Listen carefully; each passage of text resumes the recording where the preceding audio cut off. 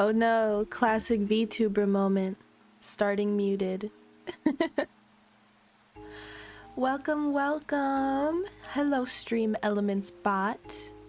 My old friend. Hi Gabe, how are you? I have been going through it, but as you guys probably know, I am currently unemployed. Hi Dom. So I have a little bit of extra time to get back into my old hobbies, and it's been a long time since I've read. I used to read so many books. So I thought, why not read it with you guys? And if you guys enjoy this stream, I'll totally keep reading this book for you. Let's see. The book we're going to be reading today is called Station 11 by Emily St. John Mandel. I've heard that this book is kind of like a classic. It is kind of a post-apocalyptic dystopian type of vibe. What's up, KJ? Welcome. So here, I'll read the back for you. Kirsten Raymond will never forget the night Arthur Leander. Is the music too loud? Let me just do that. Okay.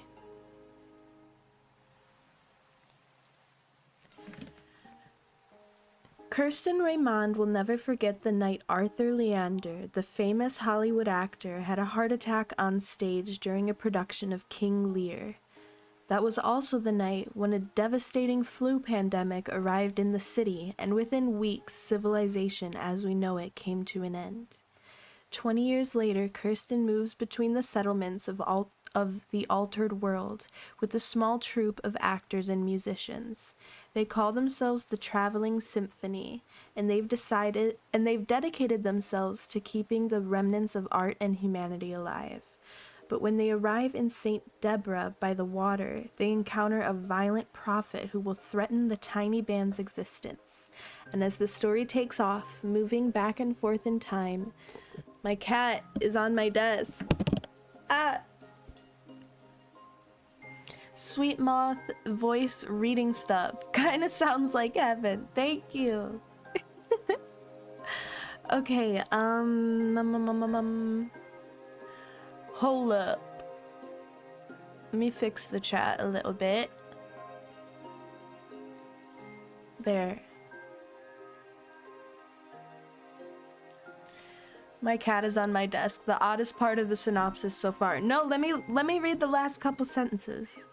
As the story takes off, moving back and forth in time and vividly depicting life before and after the pandemic, the strange twist of fate that connects them all will be revealed.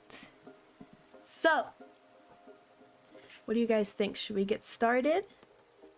Anything you guys need to catch me up on before we start reading? I do apologize. My throat has been kind of hoarse today, so I'm gonna read for as long as I can. I have a drink with me. And I can't tell if I just took my meds or if I grabbed them and then forgot. I don't want to double up if I took them. I don't know. I'll just say I took them. Okay, let's get started then. No worries, do what you can. Health is most important. Thank you. Let's get started. Let me sit up. I'm gonna get fully immersed. I might not read the chat as often, but I hope you all will chill with me. And I'll try to get back with you. Hi, Ro, thank you. I like the glasses too. I definitely need to get a glasses outfit. No, we're not reading 50 Shades of Moth. We're reading a post-apocalyptic book. I put a little bit about it in the description. Okay, let's get started. Chapter 1. The king stood in a pool of blue light, unmoored. This was Act 4 of King Lear, a winter night at the Elgin Theatre in Toronto. Earlier in the evening, 3 little girls had played a clapping game on stage as the audience entered. Childhood versions of Lear's daughters, and now... Wait. I might not be able to listen to the music and fully take in the book at the same time, so let me turn it way down for myself. Okay. Earlier in the evening, 3 little girls had played a clapping game on stage as the audience entered, childhood versions of Lear's daughters, and now they'd returned as hallucinations in the mad scene. The king stumbled and reached for them as they flitted here and there in the shadows. His name was Arthur Leander. He was 51 years old and there were flowers in his hair. God, the music did get loud.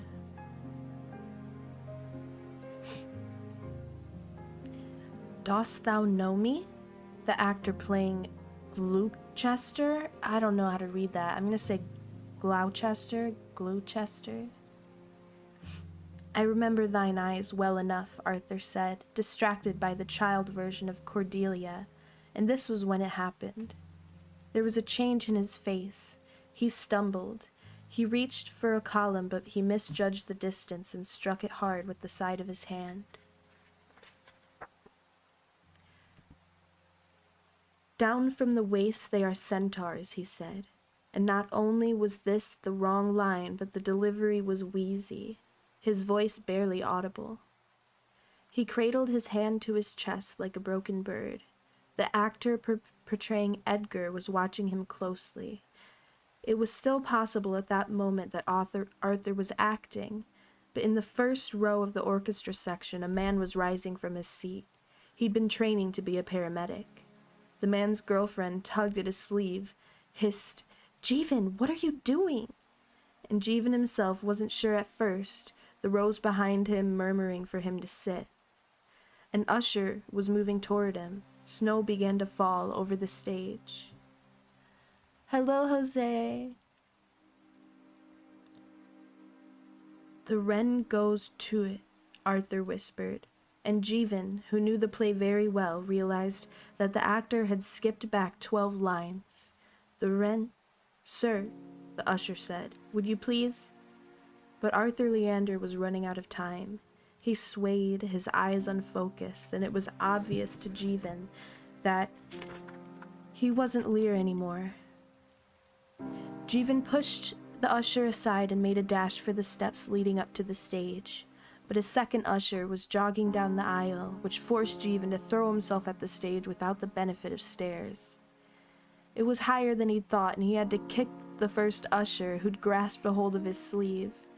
The snow was plastic, Jeevan noted peripherally.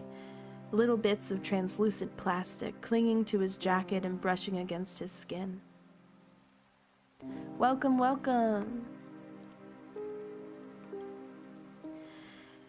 Edgar and Gloucester were distracted by the commotion, neither of them looking at Arthur, who was leaning on a plywood column, staring vacantly.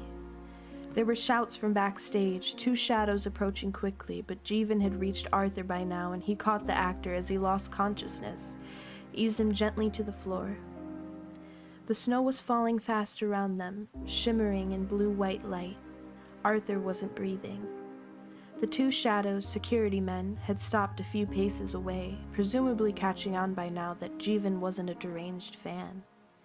The audience was a clamor of voices, flashes from cell phone cameras, indistinct exclamations in the dark. "Jesus Christ," Edgar said. "Oh, Jesus." He dropped the British accent he'd been using earlier, and now sounded as if he were from Alabama, which in fact he was. Gloucester had pulled away the gauze bandage that had covered half of his face. By this point in the play, his character's eyes had been put out and seemed frozen in place, his mouth opening and closing like a fish.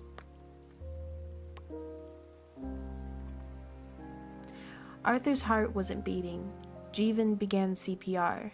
Someone shouted an order, and then the curtain dropped, a whoosh of fabric and shadow that moved the audience from the equation and reduced the brilliance of the stage by half. The plastic snow was still falling, the security men had receded, the lights changed, the blues and whites of the snowstorm replaced by a fluorescent glare that seemed yellow by comparison. Jeevan worked silently in the margarine light, glancing sometimes at Arthur's face. Please, he thought, please. Arthur's eyes were closed. There was movement in the curtain, someone batting at the fabric and fumbling for an opening from the other side. And then an older man in a gray suit was kneeling on the other side of Arthur's chest. "I'm a cardiologist," he said. "Walter Jacoby." His eyes were magnified by his glasses, and his hair had gone wispy at the top of his head. "Jeevan Chaudhary," Jeevan said. He wasn't sure how long he'd been here. People were moving around him, but everyone seemed distant and indistinct, except Arthur, and now this other man who'd joined them. It was like being in the eye of a storm, Jeevan thought. He and Walter and Arthur here together in the calm. Walter touched the actor's forehead once, gently, like a parent soothing a fevered child. "They've called an ambulance," Walter said. The fallen curtain lent an unexpected intimacy to the stage. Jeevan was thinking of the time he'd interviewed Arthur in Los Angeles, years ago now, during his brief career as an entertainment journalist. He was thinking of his girlfriend Laura, wondering if she was waiting in her front row seat or if she might have gone out to the lobby. He was thinking, please start breathing again, please. He was thinking about the way the curtain dropped. The dropped curtain closed off the fourth wall and turned the stage into a room, albeit a room with a cavernous space instead of a ceiling, fathoms of catwalks and lights between which a soul might slip undetected. That's a ridiculous thought, Jeevan told himself. Don't be stupid. But now there was a prickling at the back of his neck, a sense of being watched from above. Do you want me to take a turn? Walter asked. Jeevan understood that the cardiologist felt useless, so he nodded and raised his hands from Arthur's chest. And Walter picked up the rhythm. Not quite a room, Jeevan thought now, looking around the stage. It was too transitory. I've never seen that word before. Transitory, that's what it says. Transitory. Hydration break.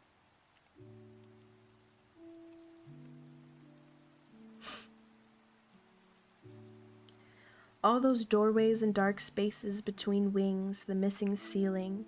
It was more like a terminal, he thought, a train station or an airport, everyone passing quickly through. The ambulance had arrived, a pair of medics approaching through the absurdly still-falling snow, and then they were upon the fallen actor like crows, a man and a woman in dark uniforms crowding Jeevan aside, the woman so young she could have passed as a teenager. Jeevan rose and stepped back. The column against which Arthur had collapsed was smooth and polished under his fingertips, wood painted to look like stone. There were stagehands everywhere, actors, nameless functionaries with clipboards. For God's sake, Jeevan heard one of them say, "Can no one stop the goddamn snow?" Regan and Cordelia were holding hands and crying by the curtain, Edgar sitting cross-legged on the floor nearby with his hand over his mouth. Goneril spoke quietly into her cell phone. Fake eyelashes cast shadows over her eyes. No one looked at Jeevan, and it occurred to him that his role in this performance was done. The medics didn't seem to be succeeding. He wanted to find Laura. She was probably waiting for him in the lobby, upset. This was distant consideration, but a consideration nonetheless, find his actions admirable. Someone finally succeeded in turning off the snow, the last few translucencies drifting down. Jeevan was looking for the easiest way to exit the scene when he heard a whimper, and there was a child whom he'd noticed earlier, a small actress kneeling on the stage beside the next plywood pillar to his left. Jeevan had seen the play 4 times, but never before with children, and he thought it an innovative bit of staging. The girl was 7 or 8. She kept wiping her eyes in a motion that left streaks of makeup on both her face and the back of her hand. "Clear," one of the medics said, and the other moved back while he shocked the body. "Hello," Jeevan said to the girl. He knelt before her. Why had no one come to take her away from all this? She was watching the medics. He had no experience with children, although he'd always wanted 1 or 2 of his own, and wasn't exactly sure how to speak to them. "Clear," the medic said again. "You don't want to look at that," Jeevan said. "He's going to die, isn't he?" She was breathing in little sobs. "I don't know." He wanted to say something reassuring, but he had to concede that it didn't look good. Arthur was motionless on the stage, shocked twice, Walter holding the man's wrists and staring grimly into the distance while he waited for a pulse. "What's your name?" "Kirsten," the girl said. "I'm Kirsten Raymond." The stage makeup was disconcerting. "Kirsten," Jeevan said, "where's your mom?" "She doesn't pick me up till 11. "Call it," a medic said. "Who takes care of you when you're here, then?" "Tanya's the wrangler." The girl was still staring at Arthur. Jeevan moved to block her view. 9:14 p.m., Walter said. "The wrangler?" Jeevan said. Jeevan asked. "That's what they call her," she said. "She takes care of me while I'm here." "Hello, Spaghetti. Welcome. Hope you guys are all having a good day." A man in a suit had emerged from the stage right and was speaking urgently with the medics, who were strapping Arthur to a gurney. One of them shrugged and pulled the blanket down to fit an oxygen mask over Arthur's face. Jeevan realized this charade must be for Arthur's family. so that they won't be notified of his death via the evening news. He was moved by the decency of it. Jeevan stood and extended his hand to the sniffling child. "Come on," he said. "Let's find Tanya. She's probably looking for you." This seemed doubtful. If Tanya were looking for her charge, surely...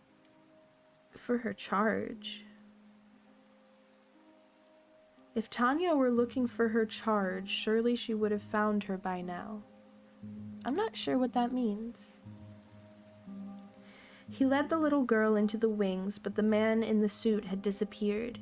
The backstage area was chaotic, all sound and movement, shouts to clear the way as Arthur's procession passed, Walter presiding over the gurney. The parade disappeared down the corridor, walking toward the stage doors, and the commotion swelled further in its wake. Everyone crying or talking on their phones or huddled in small groups, telling and retelling the story to one another. So then I look over and he's falling, or barking orders and ignoring orders barked by other people. "Nay, I love you. Thank you." "All of these people," Jeevan said. He doesn't like crowds very much. "Do you see Tanya?"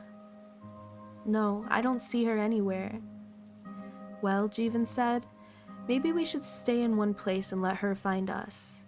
He remembered once having read advice to this effect in a brochure about what to do if you're lost in the woods. There were a few chairs along the back wall, and he sat down in one. From there, he could see the unpainted plywood back of the set. A stagehand was sweeping up some of the snow. "Is Arthur going to be okay?" Kirsten had climbed up on the chair behind him and was clutching the fabric of her dress in both fists. "Just now," Jeevan said, "he was doing the thing he loved best in the world." He was basing this on an interview he'd read a month ago, Arthur talking to the Globe and Mail. "I've waited all my life to be old enough to play Lear, and there's nothing I love more than being on stage, the immediacy of it." But the words seemed hollow in retrospect. Arthur was primarily a film actor, and who in Hollywood longs to be older? A charge is something or someone you're responsible for. I suppose. I've just never heard it used in that context. That's so interesting. Alright, I just learned something about English grammar, I guess. Alright.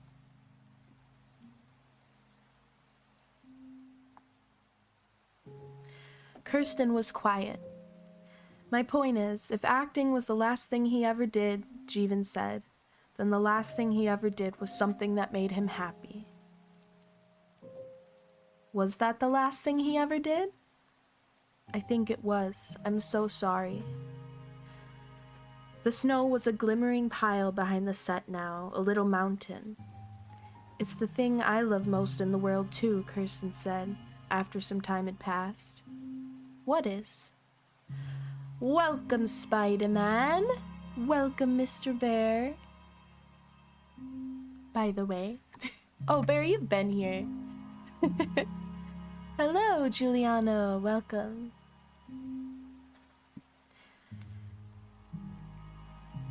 "What is?" "Acting," she said, and that was when a young woman with a tear-streaked face emerged from the crowd, arms outstretched. The woman barely glanced at Jeevan as she took Kirsten's hand. Kirsten looked back once over her shoulder, and she was gone. "Hi, Manager-kun. Welcome, welcome." Jeevan rose and walked out onto the stage. No one stopped him. He half expected to see Laura waiting where he'd left her in the front row center. How much time had passed? But when he found his way through the velvet curtains, the audience was gone, ushers sweeping and picking up dropped programs between rows, a forgotten scarf draped over the back of his seat. He made his way out into the red carpet extravagance of the lobby, careful not to meet the usher's eyes. And in the lobby a few remnants of the audience still lingered, but Laura wasn't among them. He called her, but she'd turned off her phone for the performance and apparently hadn't turned it back on. Laura, he said to her voicemail, I'm in the lobby. I don't know where you are. He stood in the doorway of the ladies' lounge and called out to the attendant, but she replied that the lounge was empty. He circled the lobby once and went to the coat check, where his overcoat was among the last few hanging in the racks. Laura's blue coat was gone. Snow was falling on Young's Street. It startled Jeevan when he left the theater, this echo of the plastic translucencies that still clung to his jacket from the stage. A half-dozen paparazzi had been spending the evening outside the stage door. Arthur wasn't as famous as he had been, but his pictures still sold, especially now that he was involved in a gladiatorial divorce with a model/actress who'd cheated on him with a director. Until very recently, Jeevan had been a paparazzo himself. He'd hoped to slip past his former colleagues unnoticed, but these were men whose professional skills included an ability to notice people trying to slip past them, and they were upon him all at once. Let me take a hydration real quick.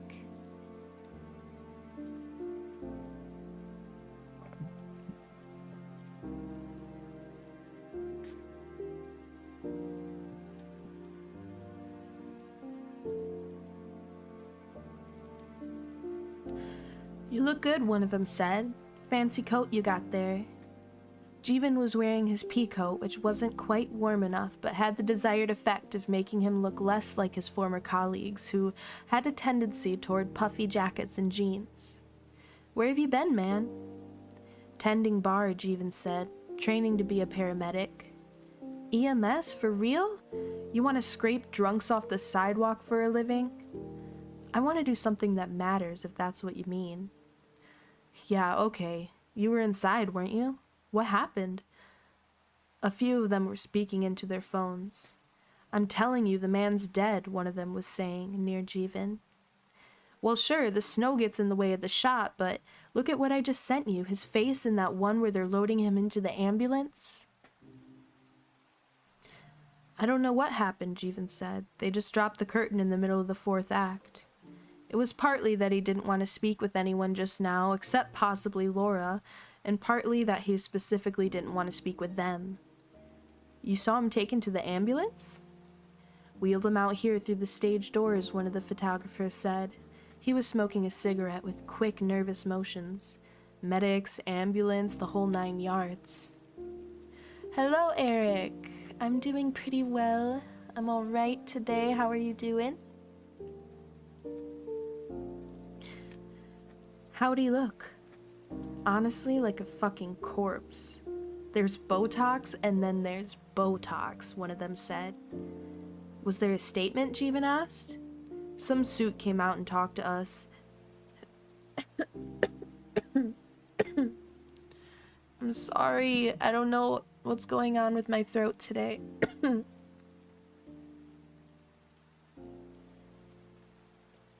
Okay.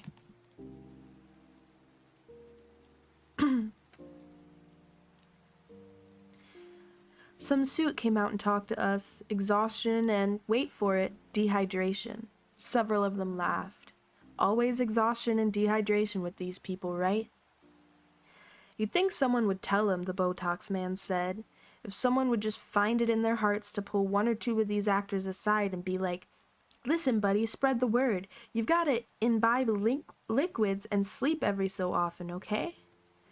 I'm afraid I saw even less than you did, Jeevan said, and pretended to receive an important call. He walked up Young Street with his phone pressed cold to his ear, stepped into a doorway a half block up to dial Laura's number again. Her phone was still off. If he called a cab, he'd be home in a half hour, but he liked being outside in the clear air, away from other people. The snow was falling faster now. He felt extravagantly, guiltily alive. The unfairness of it, his heart pumping faultlessly while somewhere Arthur lay cold and still. He walked north up Young Street with his hands deep in the pockets of his coat and snow stinging his face. Jeevan lived in Cabbage Town. Cabbage Town. north and east of the theater.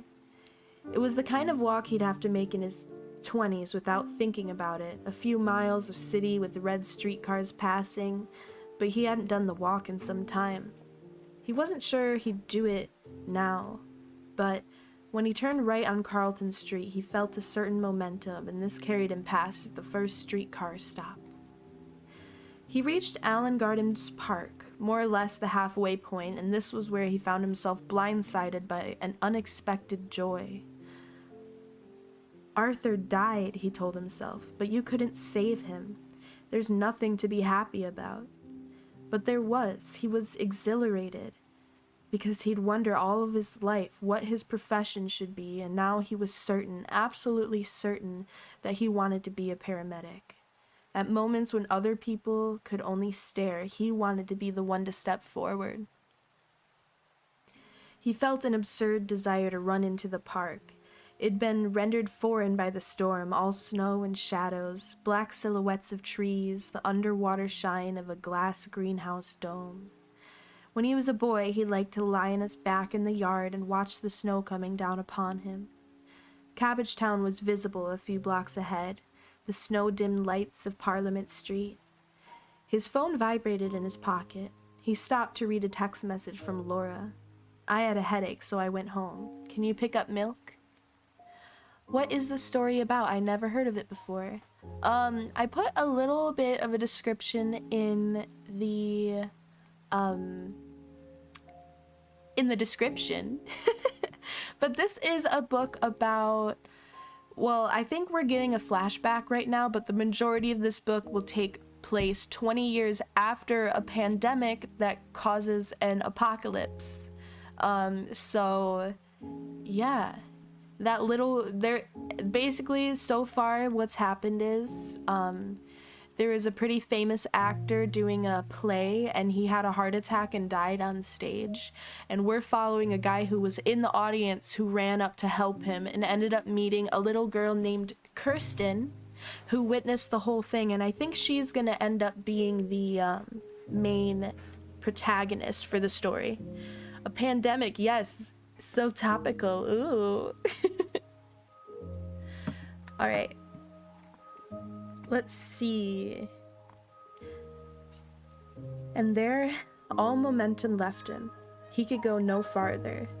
The theater tickets had been intended as a romantic gesture. A let's do something romantic because all we do is fight.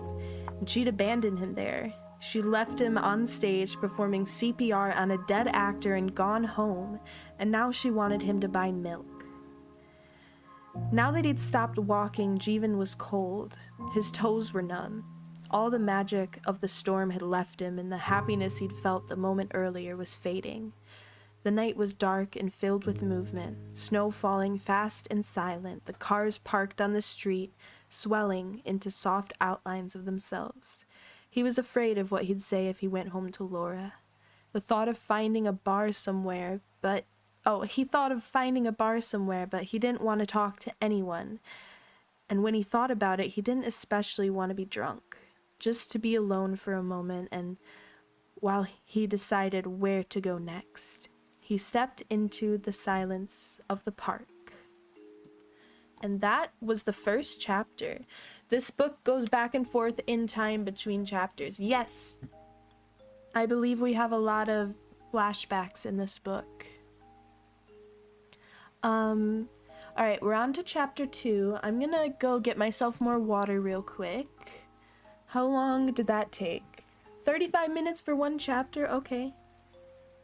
We're 12 pages in, and this book has 333.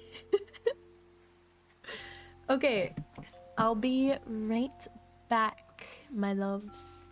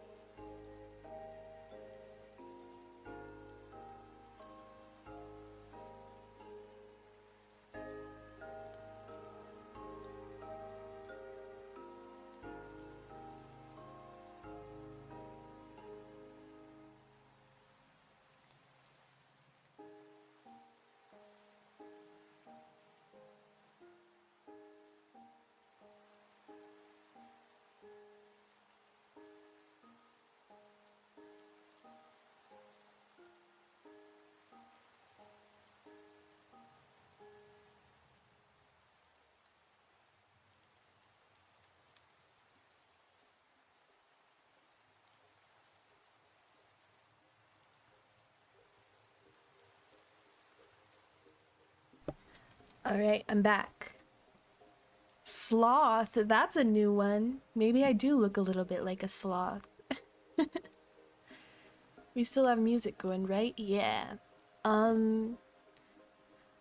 Sounds like a long-running series of streams rather than a single go at it. Your reading really is soothing though, so I think I could listen to this whole book if you end up doing it. Yeah, I really like doing streams like this. I read one other time, I think during some other stream, I don't remember. But I like doing it, and if you guys like it, I am totally down to read this whole book with you guys. It's 333 pages.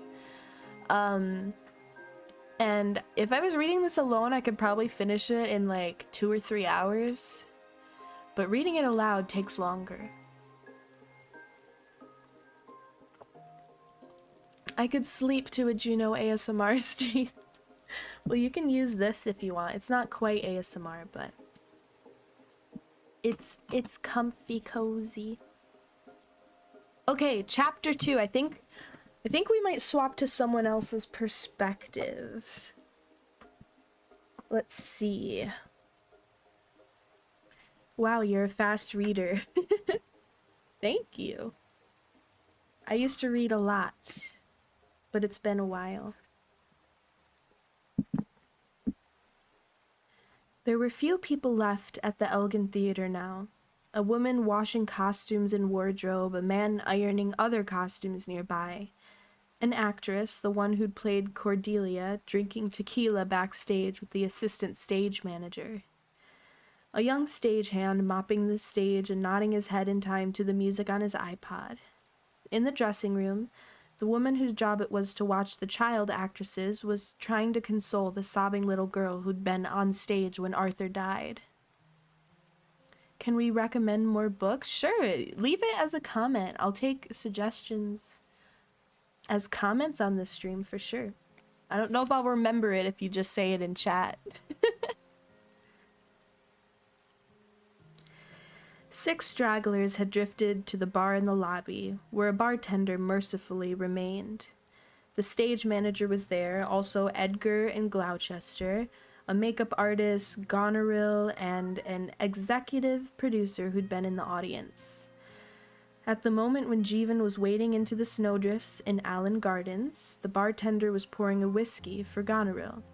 The conversation had turned to informing Arthur's next of kin. But who was his family, Goneril? Who was his family? Goneril was perched on a bar stool. Her eyes were red. Without makeup, she had a face like marble, the palest and most flawless skin the bartender had ever seen. She seemed much smaller off stage, also much less evil. Who did he have? He had one son, the makeup artist said, Tyler. Hello, welcome! How old? 7 or 8?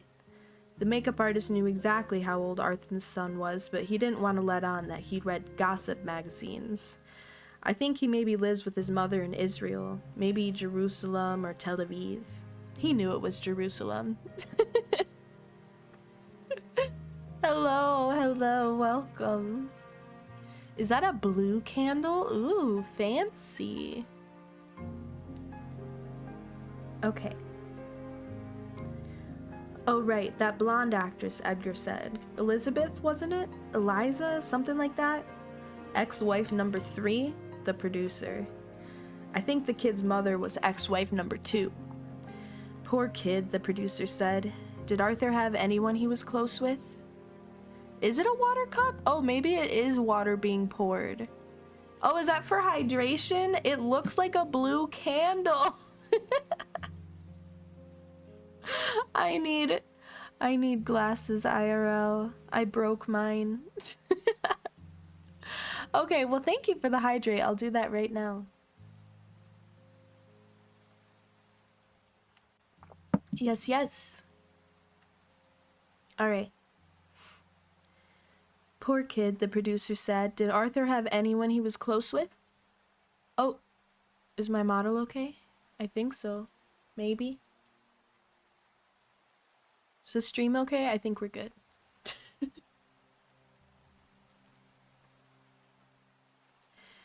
Did Arthur have anyone he was close with? This provoked an uncomfortable silence. Arthur had been carrying on an affair with the woman who looked after the child actresses. Everyone present knew about it except the producer, but none of them knew if the others knew. Gloucester, I don't know how to say that. Gloucester was the one who said the woman's name. Where's Tanya? Who's Tanya? The producer asked. One of the kids hasn't been picked up yet. I think Tanya's in the kids' dressing room. The stage manager had never seen anyone die before. He wanted a cigarette. Well, Goneril said, who else is there? Tanya, the little boy, all those ex-wives, anyone else? Siblings, parents? Who's Tanya? The producer asked again. How many ex-wives are we talking about here? The bartender was polishing a glass. He has a brother, the makeup artist said, but I can't remember his name. I just remember him saying he had a younger brother. I think there were maybe 3 or 4, Goneril said, talking about the ex-wives. 3? 3. The makeup artist was blinking away tears, but I don't know if the latest divorce has been finalized. Gloucester.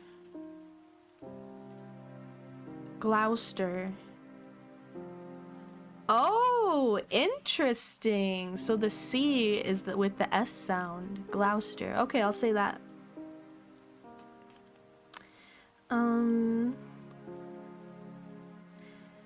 So Arthur wasn't married to anyone at the time of... He wasn't married to anyone tonight? The producer knew this sounded foolish, but he didn't know how else to phrase it. Arthur Leander had walked into the theater just a few hours ago, and it was inconceivable that he wouldn't walk in again tomorrow. 3 divorces. Gloucester? Gloucester said. Can you imagine? He was recently divorced himself. He was trying to think of the last thing Arthur had said to him. Something about blocking in the second act? He wished he could remember. Has anyone been informed? Who do we call? I should call his lawyer, the producer said. The solution was inarguable, but so depressing that the group drank for several minutes in silence before anyone could bring themselves to speak. His lawyer, the bartender said finally. Christ, what a thing. You die and they call your lawyer. Who else is there? Goneril asked. His agent? The 7-year-olds? The ex-wives? Tanya? I know, the bartender said. It's just a hell of a thing. They were silent again. Someone made a comment about the snow coming down hard, and it was. They could see it through the glass doors at the far end of the lobby. From the bar, the snow was almost abstract, a film about bad weather on a deserted street. Well, here's to Arthur, the bartender said. In the children's dressing room, Tanya was giving Kirsten a paperweight. Here, she said, as she placed it into Kirsten's hands. I'm going to keep trying to reach your parents, and you just try to stop crying and look at this pretty thing. And Kirsten, teary-eyed and breathless, a few days shy of her 8th birthday, gazed at the object and thought it was the most beautiful, the most wonderful, the strangest thing anyone had ever given her. It was a lump of glass with a storm cloud trapped inside. In the lobby, the people gathered at the bar clinked their glasses together. To Arthur, they said. They drank for a few more minutes and then went their separate ways into the storm. Of all of them there at the bar that night, the bartender was the one who survived the longest. He died 3 weeks later on the road out of the city. Ooh. Welcome, writer. All right, we're on chapter 3. We're back to Jeevan again. I think we might see something spicy happen here.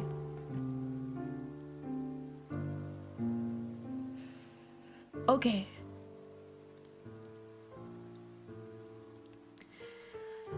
Jeevan wandered alone in Allen Gardens. He let the cool light of the greenhouse draw him in like a beacon. Snowdrifts halfway to his knees by now, and the childhood pleasure of being the first to leave footprints.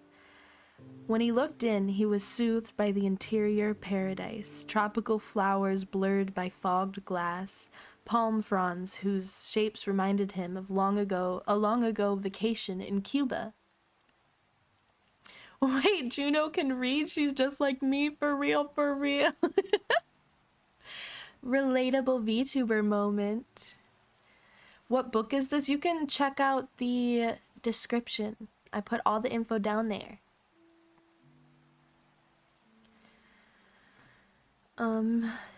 He would go see his brother, he decided. He wanted very much to tell Frank about the evening, both the awfulness of Arthur's death and the revelation that being a paramedic was the right thing to do with his life. Up until tonight, he hadn't been certain. He'd been searching for a profession for so long now. He'd been a bartender, a paparazzo, an entertainment journalist, then a paparazzo again, and then once again a bartender, and that was just the past dozen years. Frank lived in a glass tower on the south edge of the city, overlooking the lake.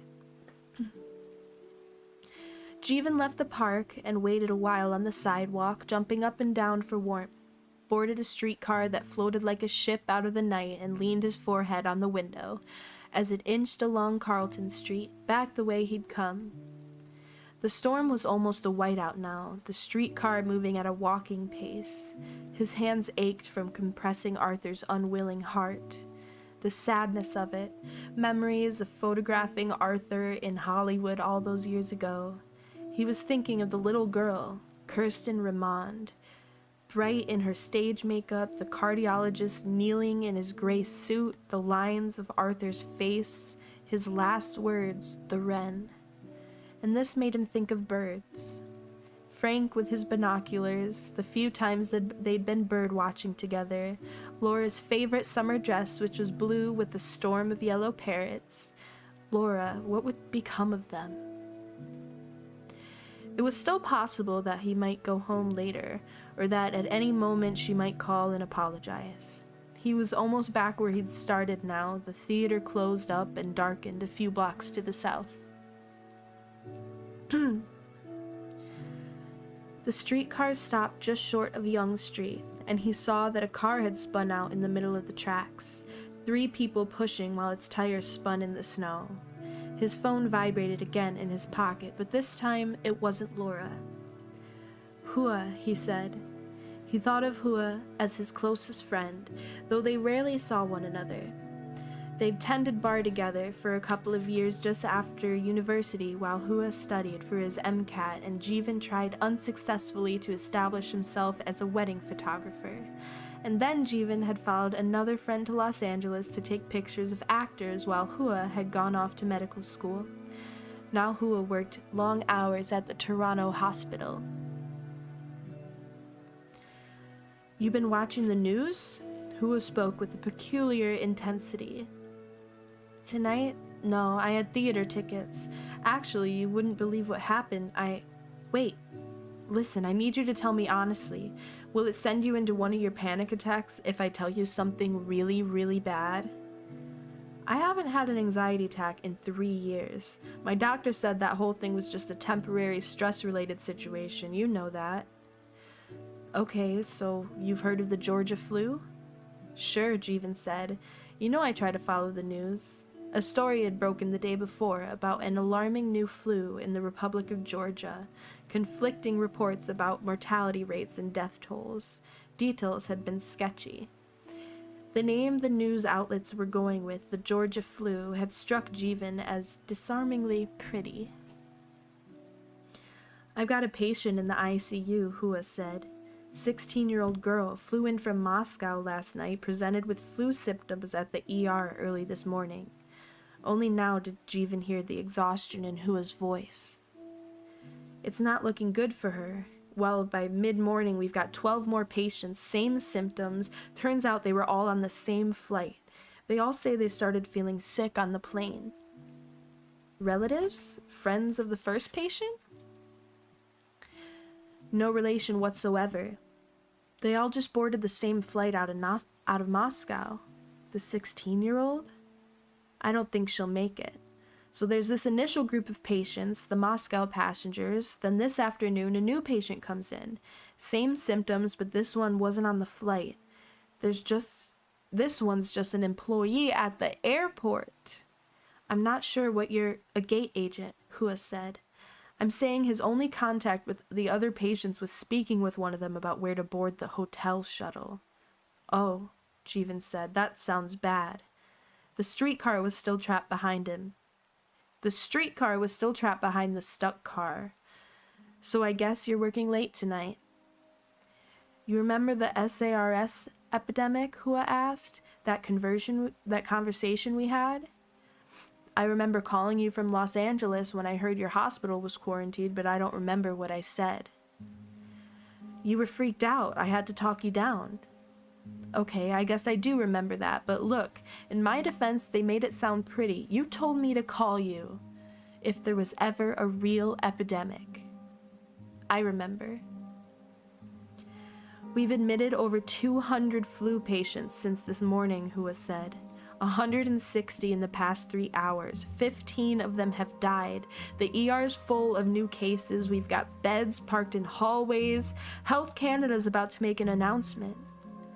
It wasn't only exhaustion, Jeevan realized. Hua was afraid.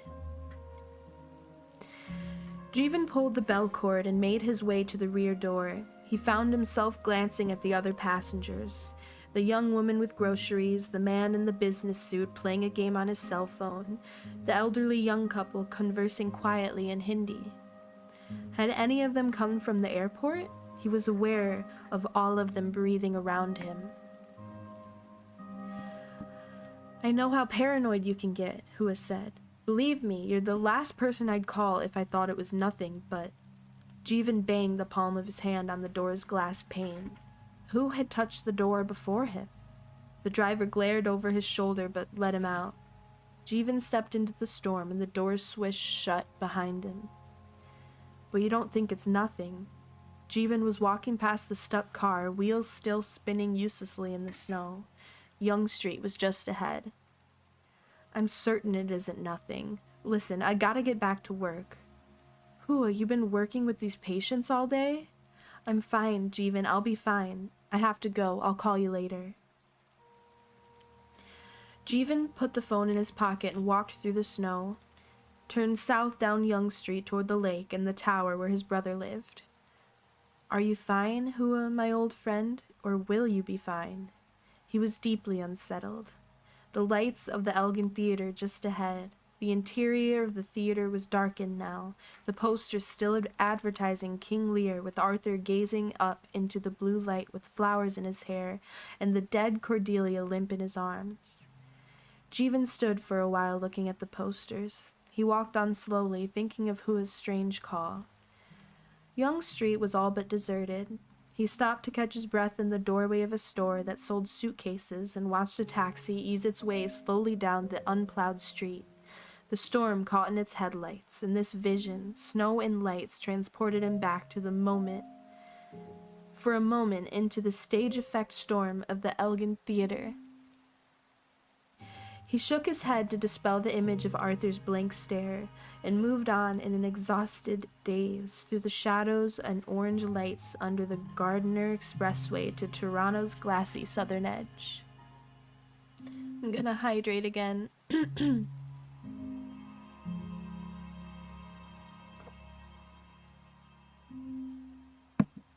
Okay.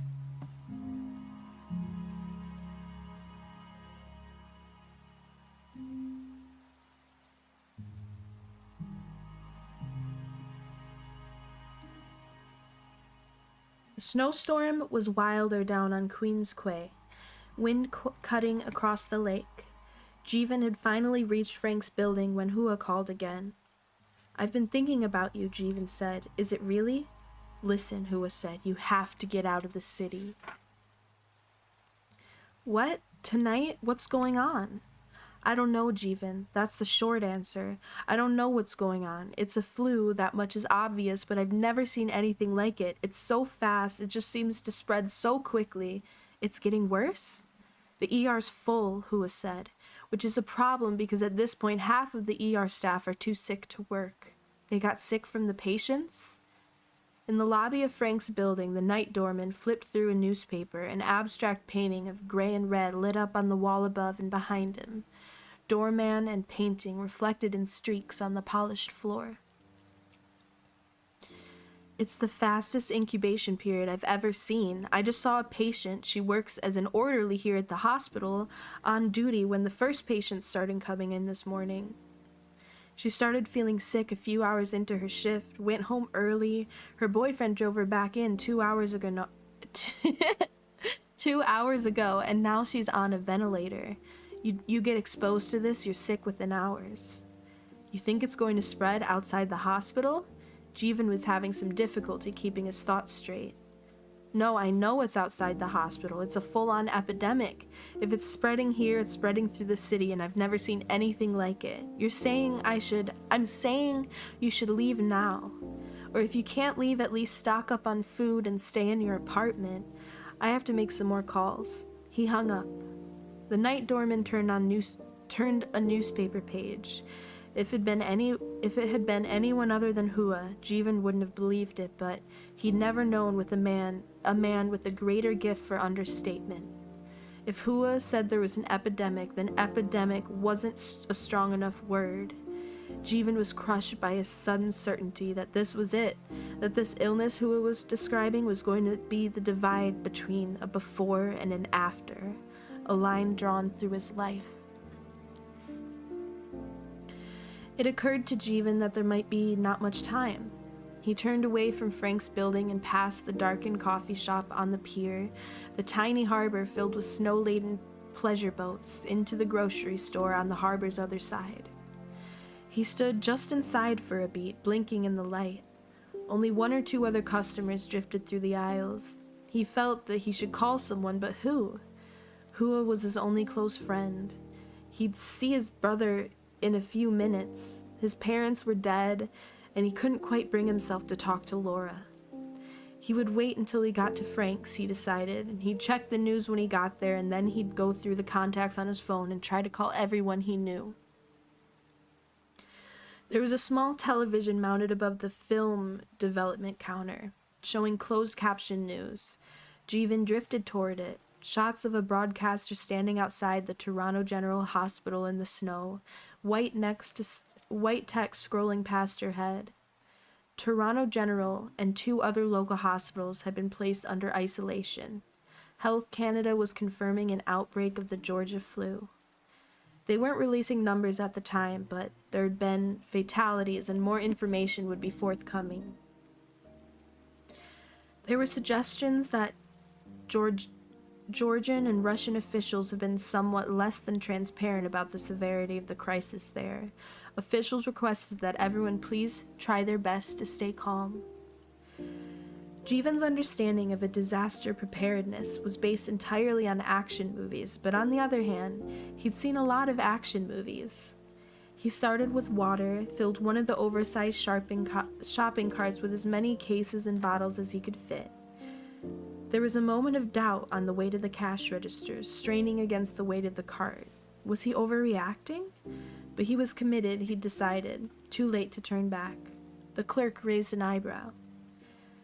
"I'm parked just outside," Jeevan said. "I'll bring the cart back." The clerk nodded, tired. She was young, early 20s probably, with dark bangs that she kept pushing out of her eyes. He forced the impossibly heavy cart outside and half pushed, half skidded through the snow at the exit.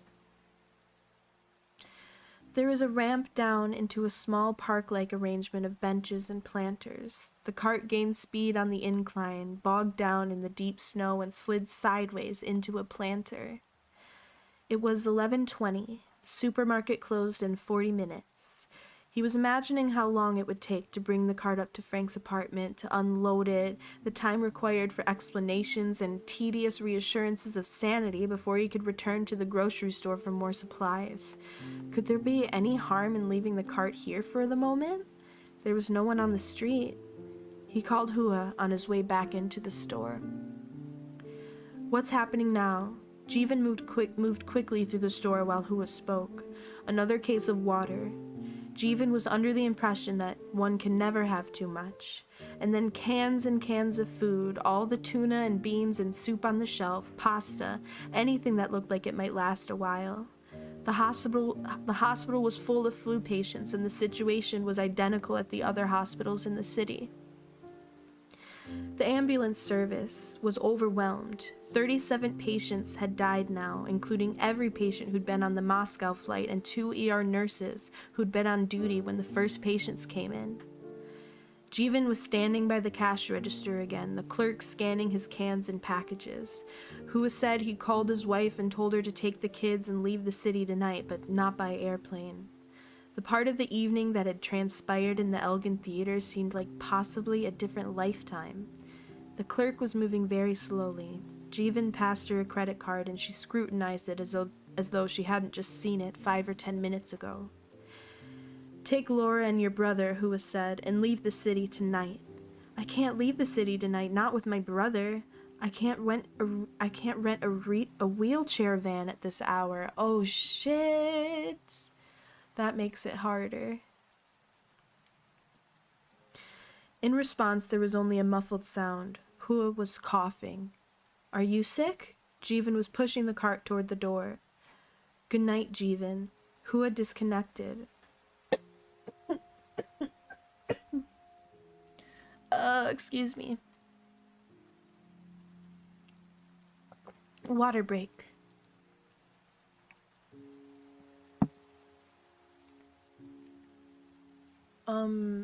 Thank you. Sorry, guys.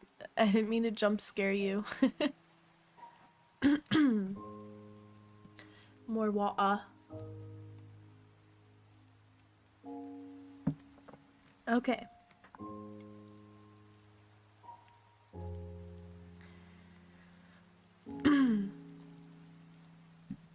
I don't feel ready. Hold on.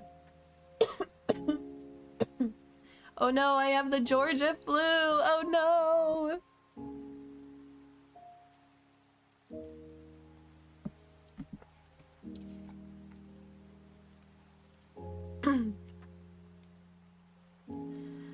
Just you really getting into the book with the sudden coughs. Yeah, I'm immersed. I feel sick. Good night, Jeevan. Hua disconnected and Jeevan was alone in the snow. He felt possessed. The next cart was all toilet paper. The cart after that was more canned goods, also frozen meat and aspirin, garbage bags, bleach, duct tape. I work for a charity, he said to the girl behind the cash register, his 3rd or 4th time through, but she wasn't paying much attention to him. She kept glancing up at the small television above the film development counter, ringing his items through on autopilot. Jeevan called Laura on his 6th trip through the store, but his cell went to voicemail. Laura, he began. Laura. He thought it better to speak to her directly, and it was already almost 11:50. There wasn't enough time for this. Filling another cart with food, moving quickly through the bread and flour scented world. This almost gone place, thinking of Frank in his 22nd floor apartment, high up in the snowstorm with his insomnia and his book project, his day-old New York Times and his Beethoven. Jeevan wanted desperately to reach him. He decided to call Laura later, changed his mind and called the home line while he was standing by the checkout counter, trying to avoid making eye contact with the clerk. Jeevan, where are you? Laura sounded slightly accusatory. He handed over the credit card. Are you watching the news? Should I be? There's a flu epidemic, Laura. It's serious. That thing in Russia or whatever, I know about that. It's here now. It's worse than anyone thought. I've just been talking to Hua. You have to leave the city. He glanced up in time to see the look the checkout girl gave him. Have to? What? Where are you, Jeevan? He was signing his name on the slip, struggling to move the cart toward the exit, where the order of the store ended and the frenzy of the storm began. It was difficult to steer the cart with one hand.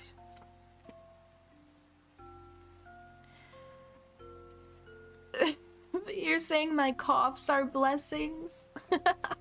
That's funny. I feel like they're annoying.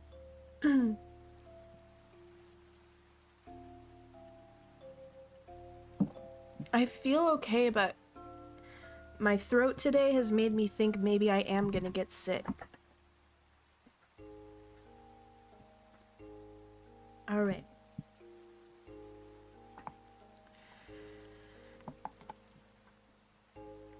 There were already 5 carts parked haphazardly between benches and planters, dusted now with snow.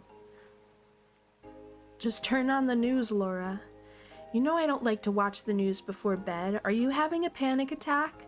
What? No, I'm going to my brother's place to make sure he's okay. Why wouldn't he be?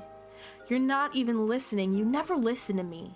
Jeevan knew this was a petty thing to say in the face of a probable flu pandemic, but he couldn't resist. He plowed the cart into the others and dashed back into the store. I can't believe you left me at the theater, he said. You just left me at the theater performing CPR on a dead actor. Jeevan, tell me where you are. I'm in a grocery store. It was 11:55. This last cart was all Grace items, vegetables, fruit, bags of oranges and lemons, tea, coffee, crackers, salt, preserved cakes. Look, Laura, I don't want to argue. This flu's serious and it's fast. What's fast? This flu, Laura, it's really fast. Hua told me. It's spreading so quickly. I think you should get out of the city. At the last moment, he added a bouquet of daffodils. What? Jeevan, you're healthy enough to get on an airplane, he said. And then you're dead a day later. I'm going to stay with my brother. I think you should pack up now and go to your mother's place before everyone finds out and the roads get clogged up. Jeevan, I'm concerned. This sounds paranoid to me. I'm sorry I left you at the theater. I just really had a headache and Please turn on the news, he said, or go read it online or something. Jeevan, please tell me where you are and I'll just do it, Laura, please, he said. And then he hung up because he was at the checkout counter for the last time now and the moment to talk to Laura had passed. He was trying so hard not to think about Hua. We're about to close, the clerk said. This is my last time through, he told her. You must think I'm a nut. I've seen worse. He'd scared her, he realized. She'd heard some of his phone calls and there was the television with its unsettling news. Well, just trying to prepare. For what? You never know when something disastrous might happen, Jeevan said. That? She gestured toward the television. It'll be like SARS, she said. They make such a big deal about it, but then it blew over so fast. She didn't sound entirely convinced. This isn't like SARS. You should get out of the city. He only wanted to be truthful, perhaps to help her in some way, but he saw immediately that he'd made a mistake. She was scared, but also she thought he was insane. She stared flatly at him as she rang up the final few items, and a moment later he was outside in the snow again, a goateed young man from the produce department locking the doors behind him. Welcome, welcome!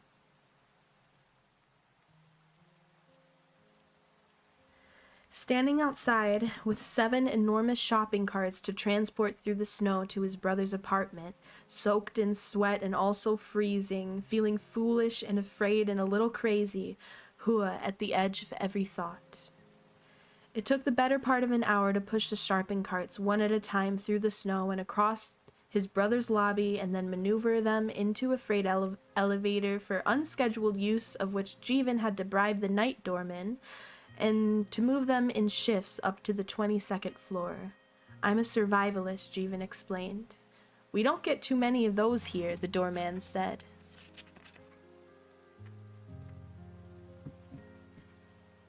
That's what makes it such a good place for this, Jeevan said, a little wildly.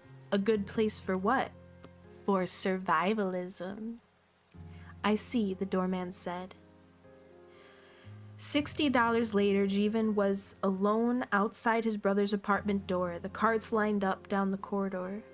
Perhaps, he thought, he should have called ahead from the grocery store. It was 1 a.m. on a Thursday night, the corridor all closed doors in silence. Jeevan, Frank said when he came to the door. An unexpected pleasure. Oh, my model's bugging.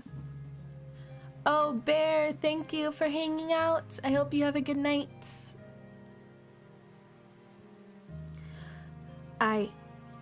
Jeevan didn't know how to explain himself, so he stepped back and gestured weakly at the carts instead of speaking.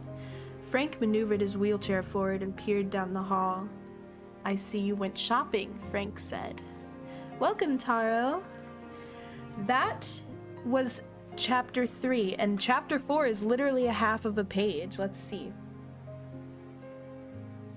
Chapter 4.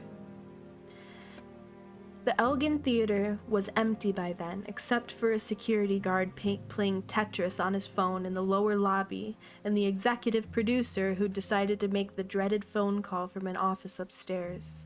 He was surprised when Arthur's lawyer answered the phone, since, after all, it was 1 a.m., although, of course, the lawyer was in Los Angeles. Did entertainment lawyers normally work until 10 p.m. Pacific? The producer supposed their corner of the legal profession must be unusually competitive. He relayed the message of Arthur's death and left for the night. The lawyer, who'd been a workaholic all of his life and had trained himself to subsist on 20-minute power naps, spent 2 hours reviewing Arthur Leander's will and then all of Arthur Leander's emails. He had some questions. There were a number of loose ends. He called Arthur's closest friend, whom he'd once met in an awkward dinner party in Hollywood. In the morning, after a number of increasingly irritable telephone exchanges, Arthur's closest friend began calling Arthur's ex-wives. Okay. That was chapter 4. Interesting. Chapter 5 is quite short as well. Only like 3 pages.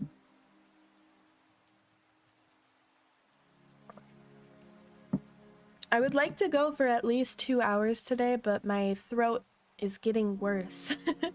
What are you reading? The book is called Station 11, and there's a little description of it down below if you want to see. Okay, chapter 5.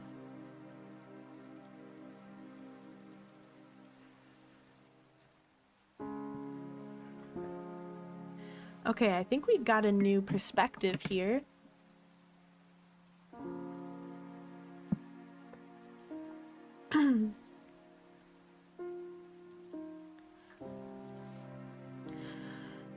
Miranda was on the south coast of Malaysia. Oh no. Miranda was on the south coast of Malaysia when the call came through. She was an executive at a shipping company and had been sent here for a week to observe conditions on the ground, her boss's words. On the ground, she'd asked? Leon had smiled. His office was next to hers and had an identical view of Central Park. They'd been working together for a long time by then, over 10 years, and together they'd survived 2 corporate reorganizations and a relocation from Toronto to New York. They weren't friends exactly, at least not in the sense of seeing one another outside of the office, but she thought of Leon as her friendliest ally. You're right, that was an odd choice of words, he'd said. Conditions on the sea, then. That was the year when 12% of the world's shipping fleet lay at anchor off the coast of Malaysia. Container ships lay dormant by an economic collapse. By day, the massive boats were gray-brown shapes along the edge of the sky, indistinct in the haze. 2 to 6 men to a vessel, a skeleton crew, walking the empty rooms and corridors, their footsteps echoing. It's lonely, one of them told Miranda when she landed on a deck in a company helicopter, along with an interpreter and a local crew chief. The company had a dozen ships at anchor here. They can't just relax out there, Leon had said. The local crew chief's not bad, but I want them to know the company is on top of the situation. I can't help but picture an armada of floating parties. But the men were serious and reserved and afraid of pirates. She talked to a man who hadn't been ashore in 3 months. That evening on the beach below her hotel, Miranda was seized by a loneliness she couldn't explain. She thought she knew everything there was to know about this remnant fleet, but she was unprepared for its beauty. The ships were lit up to prevent collisions in the dark, and when she looked out at them, she felt stranded. The blaze of light on the horizon both filled with mystery and the impossibly distant, a fairy tale kingdom. She'd been holding her phone in her hand, expecting a call from a friend, but when the phone began to vibrate, she didn't recognize the number that came on the screen. Hello? Nearby, a couple was conversing in Spanish. She'd been studying the language for the past several months and understood every third or fourth word. Miranda Carroll, a man's voice, almost familiar and very British. Yes, with whom am I speaking? Okay, I'll have to pull out my British accent for this. I doubt you'll remember me, but we met briefly some years ago at a party at Cannes. Clark Thompson, Arthur's friend. We met again after that, she said. You came to a dinner party in Los Angeles. Yes, he said. Yes, of course, how could I forget? Of course he hadn't forgotten, she realized. Clark was being tactful. He cleared his throat. Miranda, he said. I'm afraid I'm calling with some rather bad news. Perhaps you should sit down. She remained standing. Tell me, she said. Miranda, Arthur died of a heart attack last night. The lights over the sea blurred and became a string of overlapping halos. I'm so sorry. I didn't want you to find out on the news. But I just saw him, she heard herself say. I was in Toronto 2 weeks ago. It's hard to take in. He cleared his throat again. It's a shock. I've known him since I was 18. It seems impossible to me too. Please, she said, what more can you tell me? He's actually, well, I hope you won't find it disrespectful if I suggest he may have found this fitting, but he actually died on stage. I'm told it was a massive heart attack on the 4th act of King Lear. Hello, I'm doing okay. How are you? Starting to lose my voice a little. If you need to rest, we understand, Juno. Maybe some ginger lemon and honey tea. That sounds so good. I don't know if I have any hot drinks in my house right now.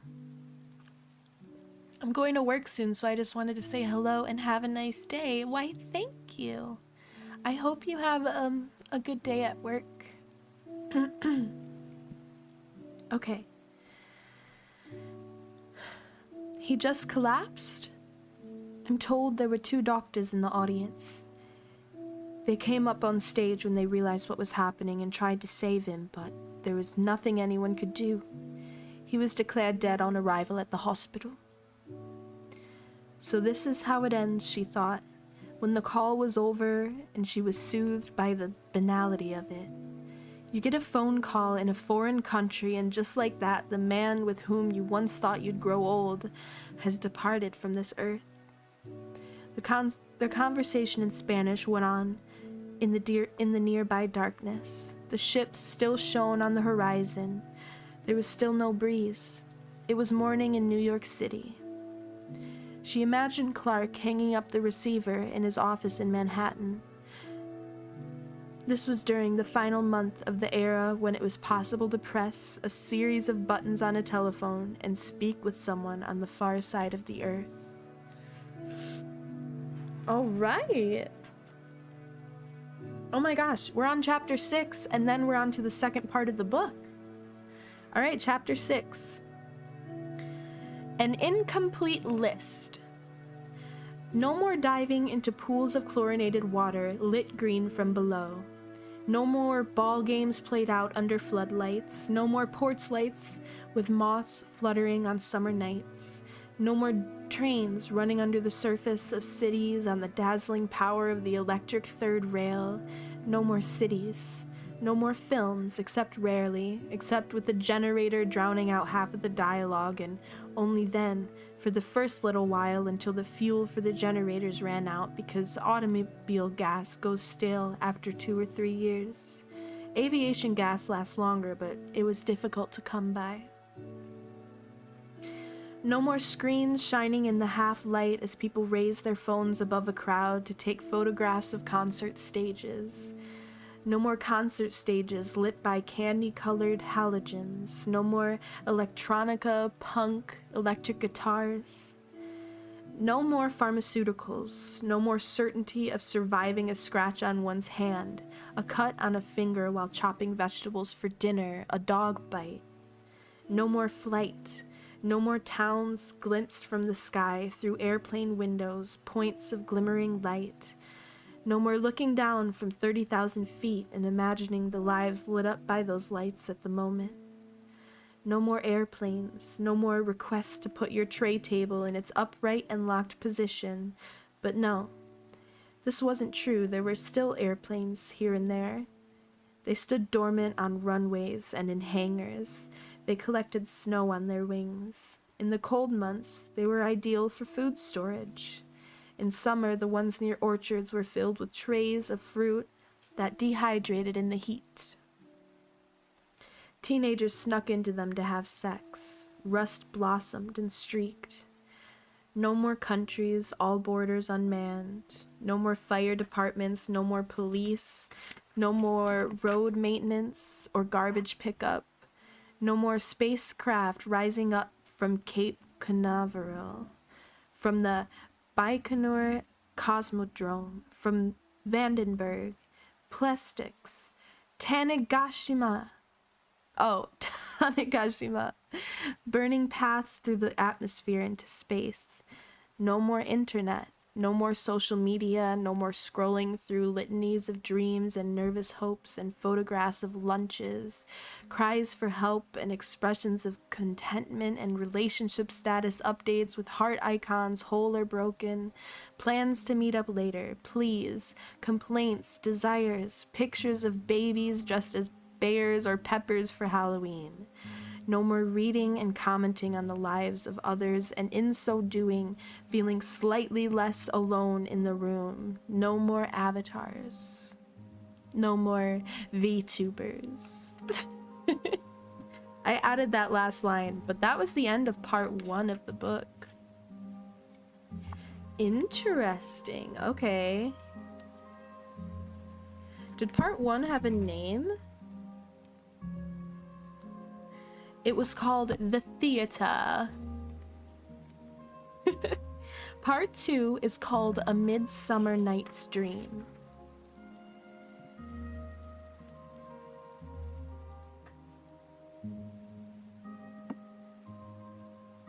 Water break.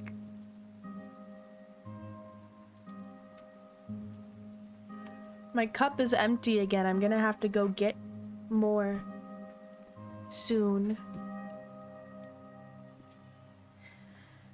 Okay, chapter 7. So this is where we time jump 20 years forward. 20 years after the end of air travel, the caravans of the traveling symphony moved slowly under a white-hot sky. It was the end of July, and the 25-year-old thermometer affixed to the back of the lead caravan read 106 Fahrenheit, 41 Celsius. They were near Lake Michigan, but they couldn't see it from here. Trees pressed in close at the sides of the road and erupted through cracks in the pavement, saplings bending under the caravans and soft leaves brushing the legs of the horses and symphony alike. The heat wave had persisted for a relentless week.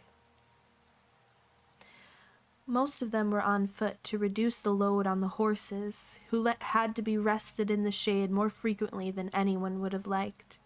The symphony didn't know this territory well and wanted to be done with it. But speed wasn't possible in this heat. They walked slowly with weapons in hand, the actors running their lines and musicians trying to ignore the actors, scouts watching for danger ahead and behind on the road. It's not a bad test, the director had said earlier in the day. Gil was 72 years old, riding on the back of the second caravan now, his legs not quite what they used to be. If you can remember your lines in questionable territory, you'll be fine on stage. Enter Lear, Kirsten said. 20 years earlier, in a life she mostly couldn't remember, she had a small non-speaking role in the short-lived Toronto production of King Lear. Now she walked in sandals whose soles had been cut from an automobile tire, 3 knives in her belt. She was carrying a paperback version of the play, the stage directions highlighted in yellow. Mad, she said, continuing. Fantastically dressed with wild flowers. But who comes here? The man learning the part of Edgar said. His name was August, and he'd only recently taken to acting. He was the second violin and a secret poet, which is to say, no one in the symphony knew. He wrote poetry, except for Kirsten and the 7th guitar. The safer sense will ne'er accommodate. Line? His master thus, Kirsten said. Cheers. The safer sense will ne'er accommodate his master thus. The caravans had once been pickup trucks, but now they were pulled by teams of horses on wheels of steel and wood. All of the pieces rendered useless by the end of gasoline had been removed. The engine, the fuel supply system, and all the other components that no one under the age of 20 had ever seen in operation, and a bench had been installed on the top of each cab for the drivers. The cabs were stripped of everything that added excess weight, but left otherwise intact, with doors that closed and windows of difficult-to-break automobile glass. Because they were traveling through fraught territory, it was nice to have somewhere relatively safe to put the children. The main structures of the caravans had been built in the pickup beds, tarps lashed over frames. The tarps on all 3 caravans were painted a gunmetal gray, with the traveling symphony lettered in white on both sides. No, they cannot touch me for coining, Dieter said over his shoulder. He was learning the part of Lear, although he wasn't really old enough. Dieter walked a little ahead of the other actors, murmuring to his favorite horse. The horse, Bernstein, was missing half of its tail because the first cello had just restrung his bow last week. It's doing good, thank you, Jet. Oh, August said, thou side-piercing sight.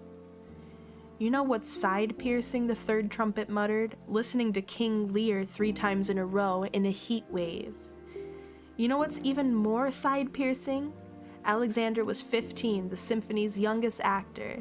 They'd found her on the side of the road as a baby, traveling for 4 days between towns at the far edge of the territory. What does side-piercing mean? Olivia asked. She was 6 years old, the daughter of the tuba and an actress named Lynn, and she was riding in the back of the 2nd caravan with Gil and a teddy bear. I wonder if it's Gil or Jill. I'm guessing it's Gil. We'll be in St. Deborah by the water in a couple of hours, Gil said. There's absolutely nothing to worry about. There was the flu that exploded like a neutron bomb over the surface of the earth, and the shock of the collapse that followed, the first unspeakable years when everyone was traveling before everyone caught on that there was no place they could walk to where life continued as it had before, and settled wherever they could, clustered close together for safety in truck stops and former restaurants and old motels. The traveling symphony moved between the settlements of the changed world and had been doing so since 5 years after the collapse, when the conductor had gathered a few of their friends from their military orchestra, left the airbase where they'd been living, and set out into the unknown landscape.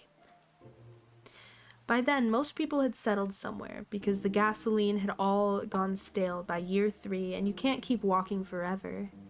After 6 months of traveling from town to town, the word town used loosely Some of these places were 4 to 5 families living together in a former truck stop.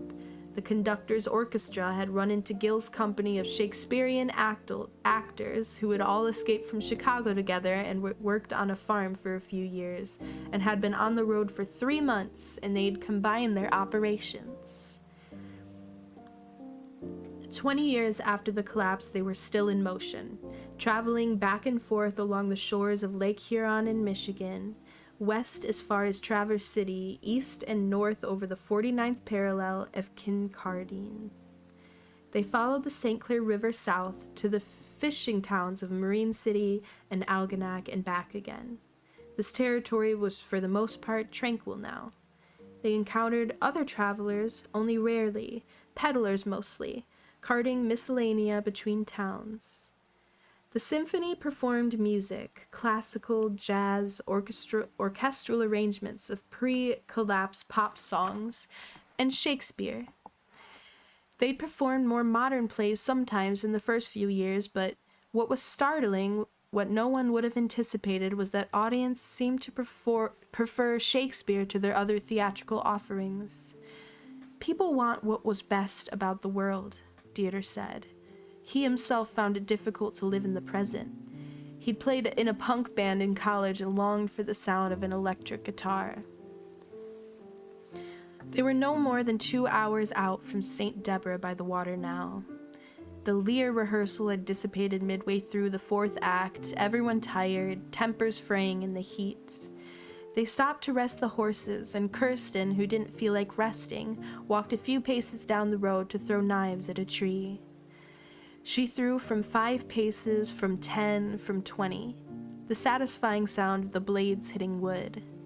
When the symphony began to move again, she climbed up onto the back of the second caravan where Alexandra was resting and mending a costume. "Okay," Alexandra said, picking up an earlier conversation. "So, when you saw the computer screen in Traverse City, what about it?" In Traverse City, the town they'd recently left, an inventor had rigged an electrical system in an attic. It was modest in scope, a stationary bicycle that when pedaled vigorously could power a laptop, but the inventor had grander aspirations. The point wasn't actually the electrical system. The point was that he was looking for the internet. A few of the younger symphony members felt a little thrill when he'd said this, remembered the stories they'd been told about Wi-Fi. Oh, my phone alarm. Sorry. Remembered the stories they'd been told about Wi-Fi and the impossible to imagine cloud. Wondered if the internet might still be out there somehow, invisible pinpricks of light suspended in the air around them. Was it the way you remembered? I don't really remember what computer screens looked like, Kirsten admitted. The second caravan had particularly bad shocks, and riding it always made her feel like her bones were rattling. How could you not remember something like that? It was beautiful. I was 8. Alexandra nodded, unsatisfied and obviously thinking that if she'd seen a lit-up computer screen when she was 8, she'd have remembered it. In Traverse City, Kirsten had stared at the "this website is not available" message on the screen. She didn't seriously believe that the inventor would be able to find the internet, but she was fascinated by electricity. She harbored visions of a lamp with a pink shade on a side table, a nightlight shaped like a puffy half-moon, a chandelier in the dining room, a brilliant stage. The inventor had pedaled frantically to keep the screen from flickering out, explaining something about satellites. Alexandra had been enraptured. The screen was a magical thing with no memories attached. August had stared at the screen with a lost expression. When Kirsten and August broke into abandoned houses, this was a hobby of theirs tolerated by the conductor because they found useful things sometimes. August always gazed longingly at televisions. As a boy, he'd been quiet and a little shy, obsessed with classical music. He had no interest in sports and had never been especially adept at getting along with people, which meant long hours home alone after school in interchangeable U.S. Army base houses while his brothers played baseball and made new friends. One thing nice about television shows was that they were everywhere. Identical programming, whether your parents had been posted to Maryland or California or Texas. He spent an enormous amount of time before the collapse watching television, playing the violin, or sometimes doing both simultaneously, and Kirsten could picture this. August at 9, at 10, at 11, pale and scrawny with dark hair falling in his eyes and a serious, somewhat fixed expression, playing a child-sized violin in a wash of electric blue light. When they broke into houses now, August searched for issues of TV Guide. Oh, thank you, Zuni. That's so sweet. I'm glad you're enjoying it. I hope all of you are. Mostly obsolete by the time the pandemic hit, but used by a few people right up to the end. He liked to flip through them later at quiet moments. He claimed he remembered all of the shows, starships, sitcom living rooms with enormous sofas, police officers sprinting through the streets of New York, courtrooms with stern-faced judges presiding. He looked for books of poetry, even rarer than TV Guide copies, and studied those in the evenings or while he was walking with the symphony. When Kirsten was in the houses, she searched for celebrity gossip magazines because once, when she was 16 years old, she flipped through a magazine on a dust-blackened side table and found her past. Happy reunion, Arthur Leander picks up son Tyler in LAX. Scruffy Arthur greets 7-year-old Tyler, who lives in Jerusalem with his mother, model/actress Elizabeth Colton.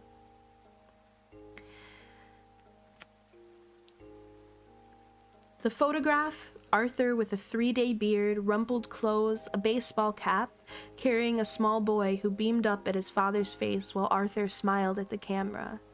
The Georgia flu would arrive in a year. I knew him, she told August, breathless. He gave me the comics I showed you. And August had nodded and asked to see the comics again. There were countless things about the pre-collapse world that Kirsten couldn't remember. Her street address, her mother's face, the TV shows that August never stopped talking about. But she did remember Arthur Leander, and after that first sighting she went through every magazine she could find in search of him.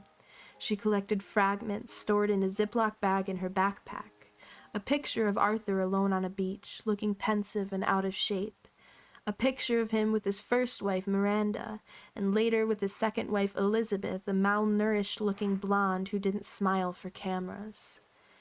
Then with their son, who was about the same age as Kirsten, and later with a third wife who looked very similar to the second one. You're like an archaeologist, Charlie said when Kirsten showed off her findings. Charlie had wanted to be an archaeologist when she was little. She was the second cello and one of Kirsten's closest friends. Nothing in Kirsten's collection suggested the Arthur Leander she remembered, but what did she actually remember? Arthur was a fleeting impression of kindness and gray hair, a man who'd once pressed 2 comic books into her hands. I have a present for you. She was almost certain he'd said that, and sometime after this moment, the clearest memory she retained from before the collapse, a stage, a man in a suit talking to her while Arthur lay still on his back with paramedics leaning over him, voices and crying and people gathering, some snow somehow falling even though they were indoors, electric light blazing down upon them.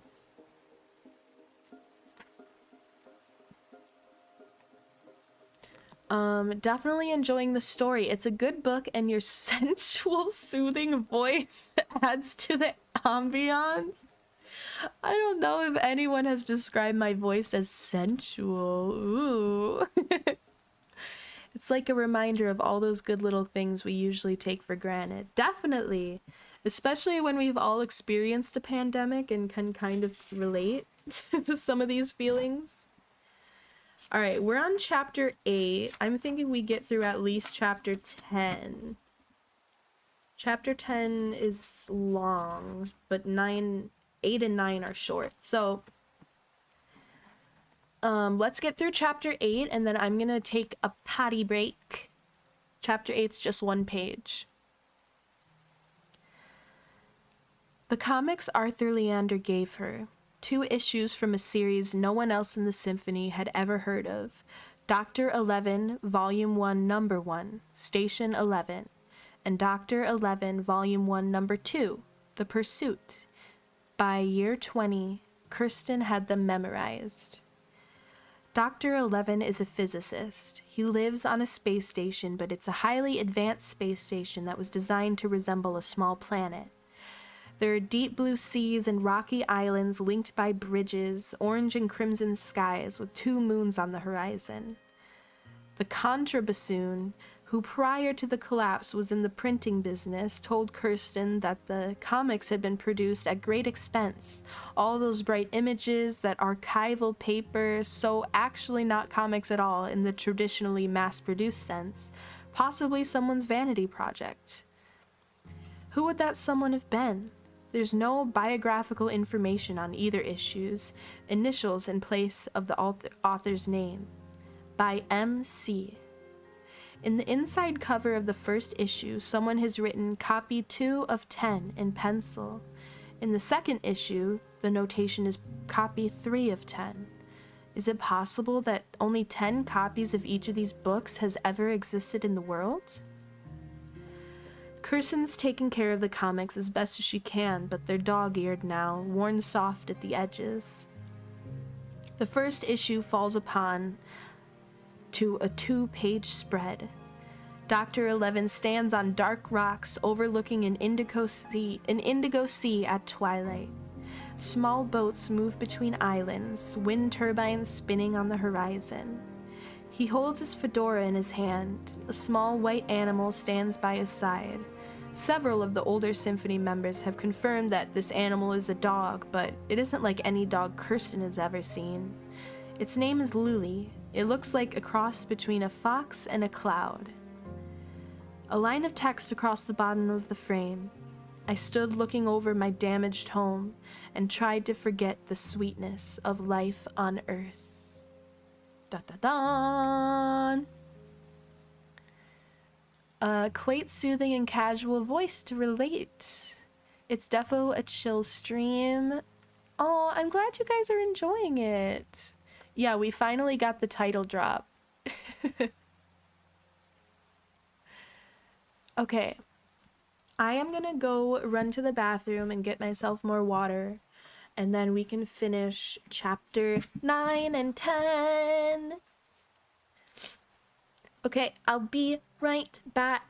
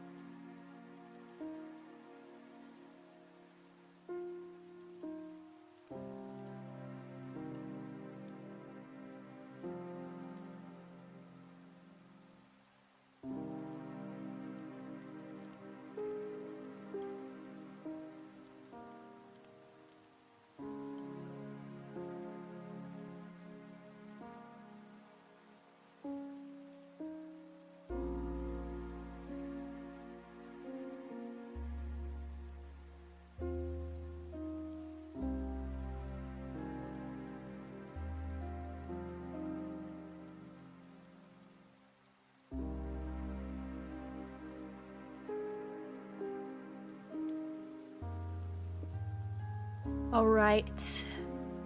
Would you rather fight a bear or a gorilla? I think I'd have to choose the bear too. I don't think I have much of a chance either way. But a gorilla would, like, I'd be in shreds instantly. They have thumbs and shit. And they're like a million times as strong as us. I believe I've told you your voice was sensual before today. But what can I do when it's better than the softest material? I have the softest, fluffiest voice. Okay. I choose gorilla. I want a challenge. Oh shit. I see you, Jet. I see you. Okay, let's move on to chapter 9. Your voice is very soothing this stream. Thanks. I know sometimes it's not as soothing when I'm like angry at a video game. All right.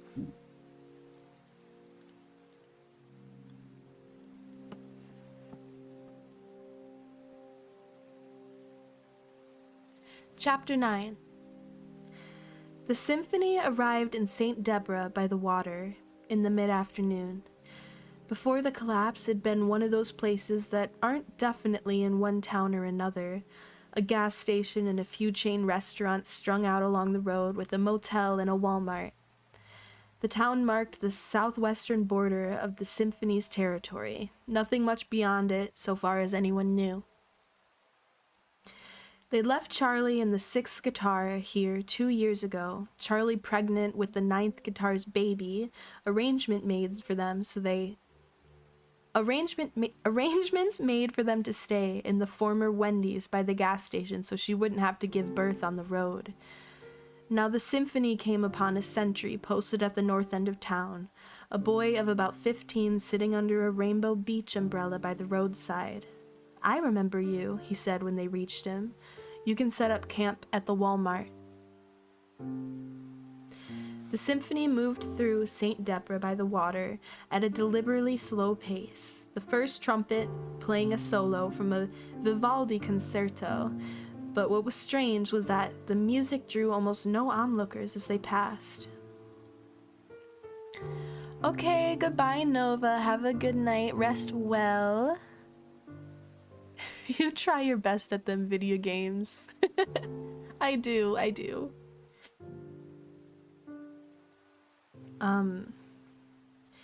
In Traverse City, the crowd following them down the street upon their arrival had swelled to 100, but here only 4 or 5 people came to their doors or emerged from around the sides of buildings to stare, unsmiling, and none of them were Charlie or the 6th guitar.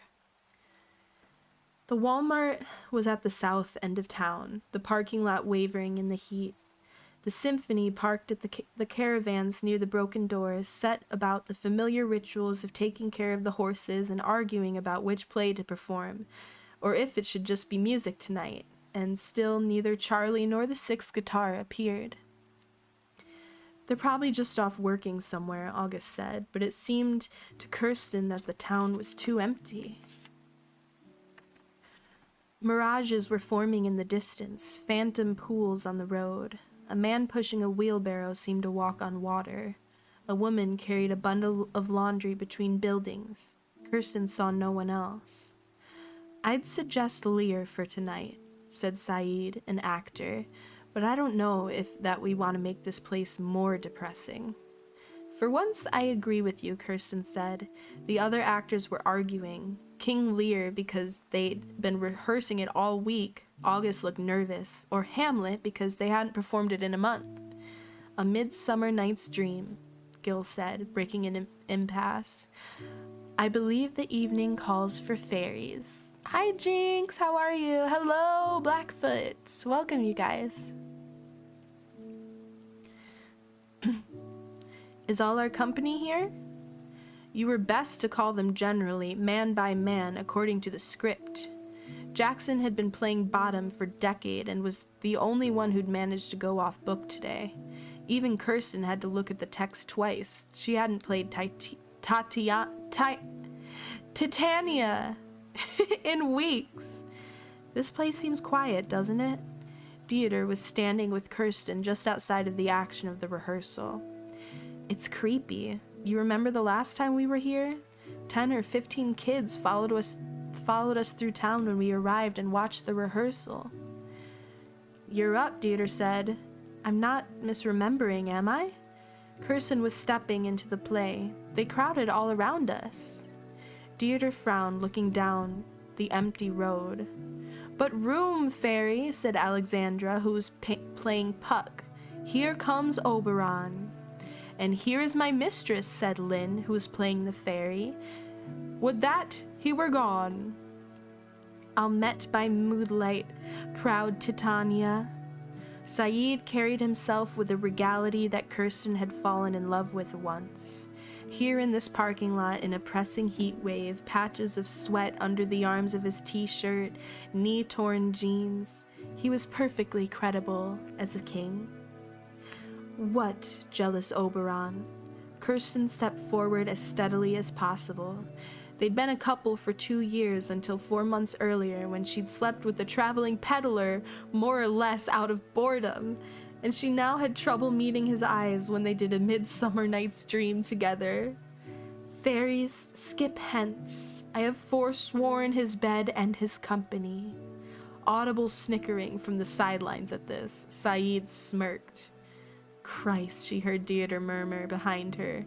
Is this really necessary? Tarry, rash wanton, Saeed said, drawing out the words. Am I not thy lord? Alright, and that was chapter 9. We've got about 10 pages for chapter 10, and then we'll call it a night. Eepy, not gonna lie, how are you? I've been going through it, but, I'm trying to relax a bit today, so, I'm Eepy too. Alright. Yeah, it's kind of getting spicy over here. We got some romance. Alright, chapter 10. The problem with the traveling symphony was the same problem suffered by every group of people everywhere since before the collapse, undoubtedly since well before the beginning of recorded history.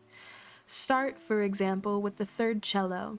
He'd been waging a war of attrition with Dieter for some months, following a careless remark Dieter had made about the perils of practicing an instrument in dangerous territory, the way the notes can carry for a mile on a clear day. Dieter hadn't noticed. Dieter did, however, harbor considerable resentment toward the second horn because of something she'd once said about his acting. This reenactment didn't go unnoticed. The second horn thought he was being petty. But when the second horn was thinking of people she didn't like very much, she ranked him well below the seventh guitar. There weren't actually 7 guitars in the symphony, but the guitarists had a tradition of not changing their numbers when another guitarist died or left, so that currently the symphony roster included guitars 4, 7, and 8, with the location of the 6th presently in question because they were done rehearsing A Midsummer Night's Dream in the Walmart parking lot. They were hanging the Midsummer Night's Dream backdrop between the caravans. They'd been in St. Deborah by the water for hours now, and why hadn't he come to them? That was a very long run-on sentence. Damn. This book is getting me with these sometimes. That's very valid, honestly. Yes. Yes.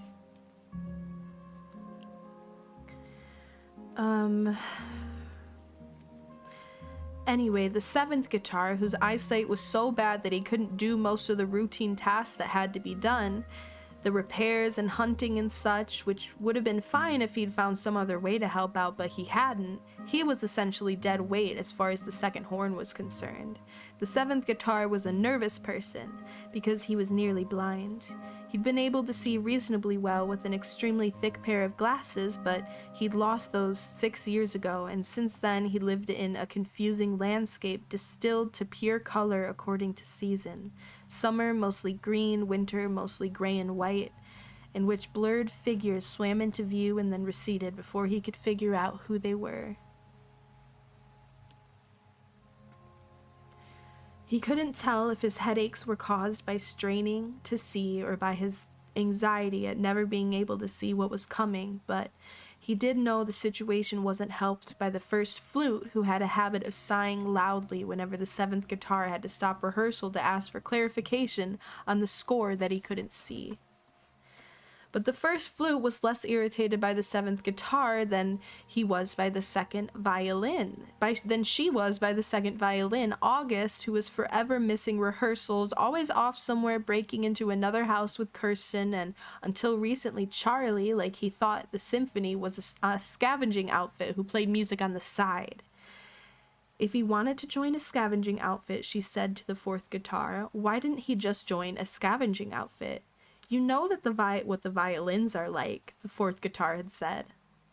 August was annoyed by the third violin, who liked to make insinuating remarks about August and Kirsten, even though they'd only ever been close friends and had in fact made a secret pact to this effect, friends forever and nothing else, sworn while drinking with locals one night behind the ruins of a bus depot in some town on the south end of Lake Huron. And the third violin resented the first violin following a long ago argument about who had used the last of a batch of rosin. Rosin? They mean like weed? They be smoking weed? Or are they talking about further instruments? Oop, I got weed brain.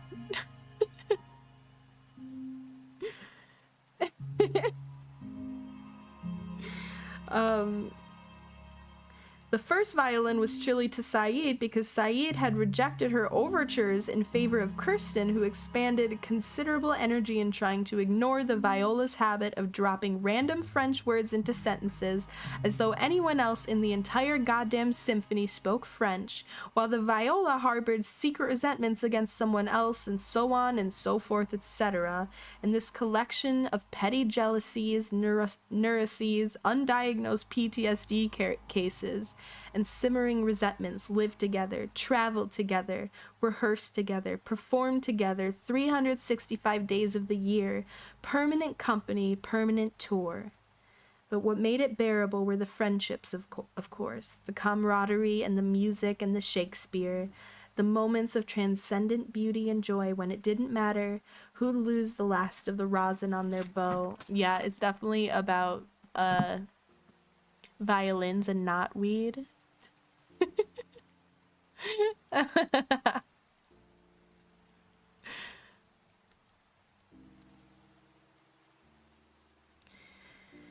It didn't matter who'd used the last of the rosin on their bow or who anyone had slept with, although someone, probably Saeed, had written Satre, hell is other people, in pen inside one of the caravans, and someone else had scratched out the other people and substituted flutes.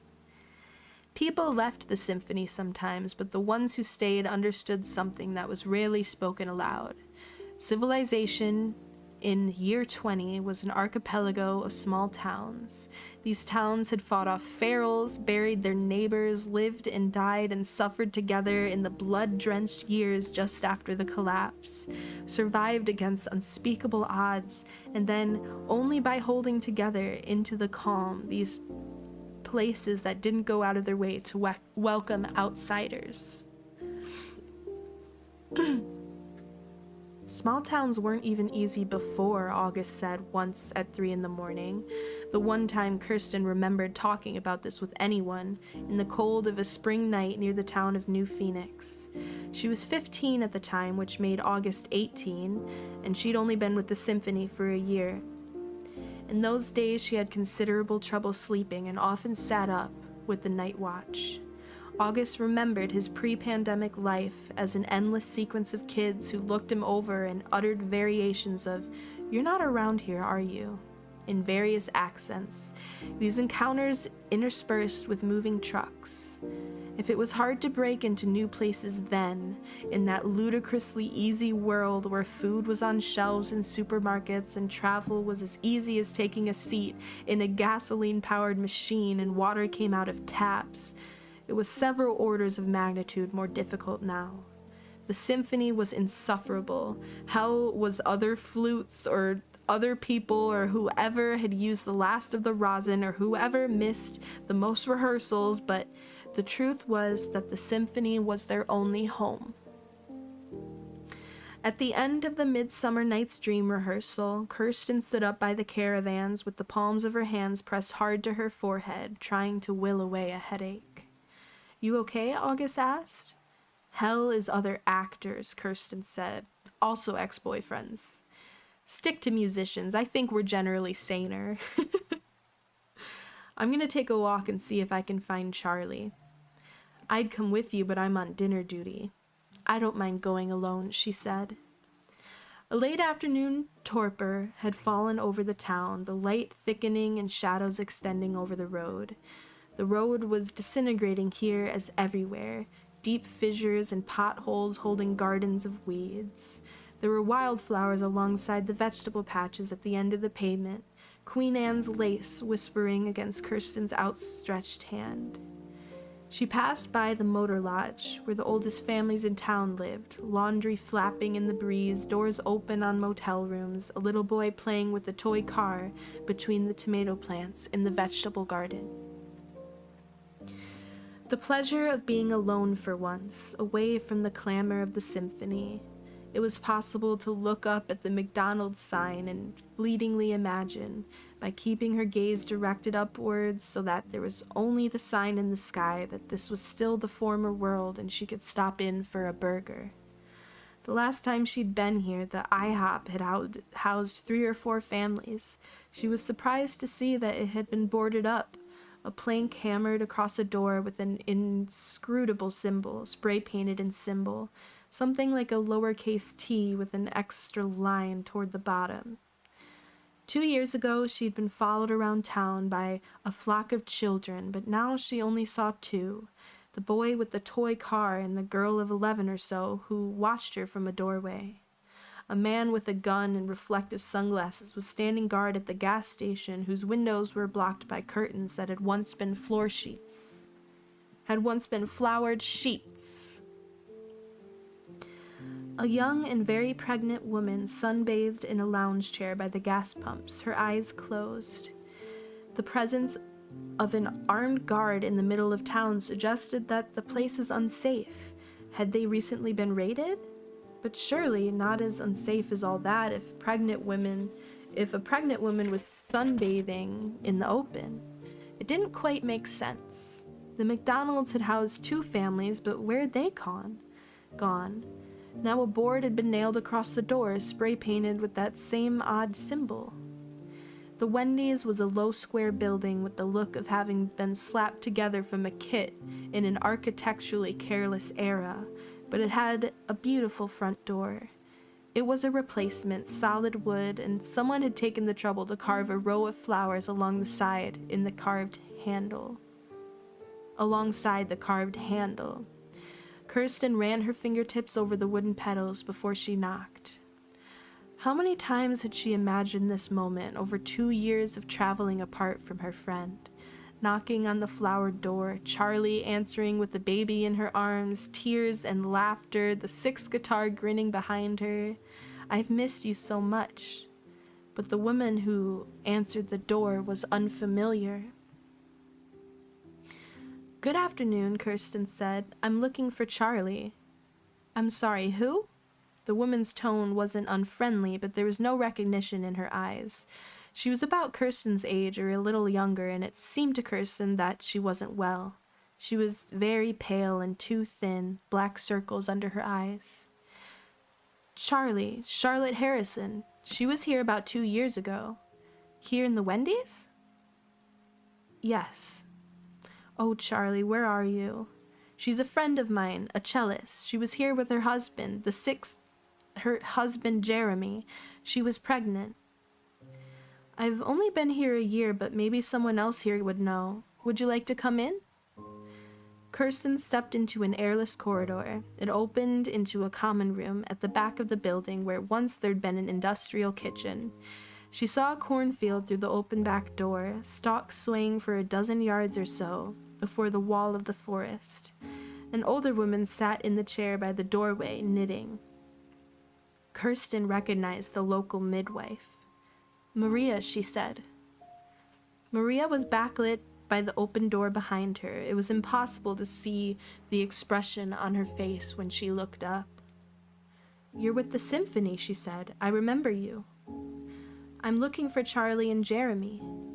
"I'm sorry, they left town." "Left? Why would they leave? Where would they go?" The midwife glanced at the woman who'd she known Kristen in. The woman looked at the floor. No one spoke. "At least tell me when," Kirsten said. "How long have they been gone?" "A little more than a year." "Did she have her baby?" "A little girl, Annabelle. Perfectly healthy." "And this is all you'll tell me?" Kirsten was entertaining a pleasant fantasy of holding a knife to the midwife's throat. "Alyssa," Maria said to the other woman, "you look so pale, darling. Why don't you go lie down?" Alyssa disappeared through a curtained doorway into another room. The midwife stood quickly.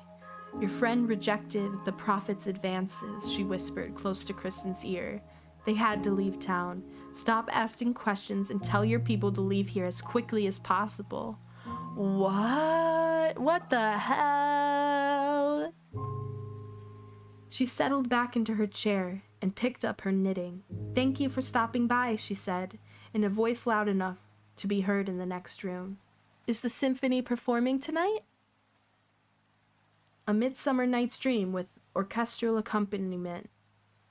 Kirsten was having terrible trouble keeping her voice steady. That after 2 years, the symphony might arrive in St. Deborah by the water to find out that Charlie and Jeremy had already left was a possibility that hadn't occurred to her. "This town seems different from when we were here last," she said.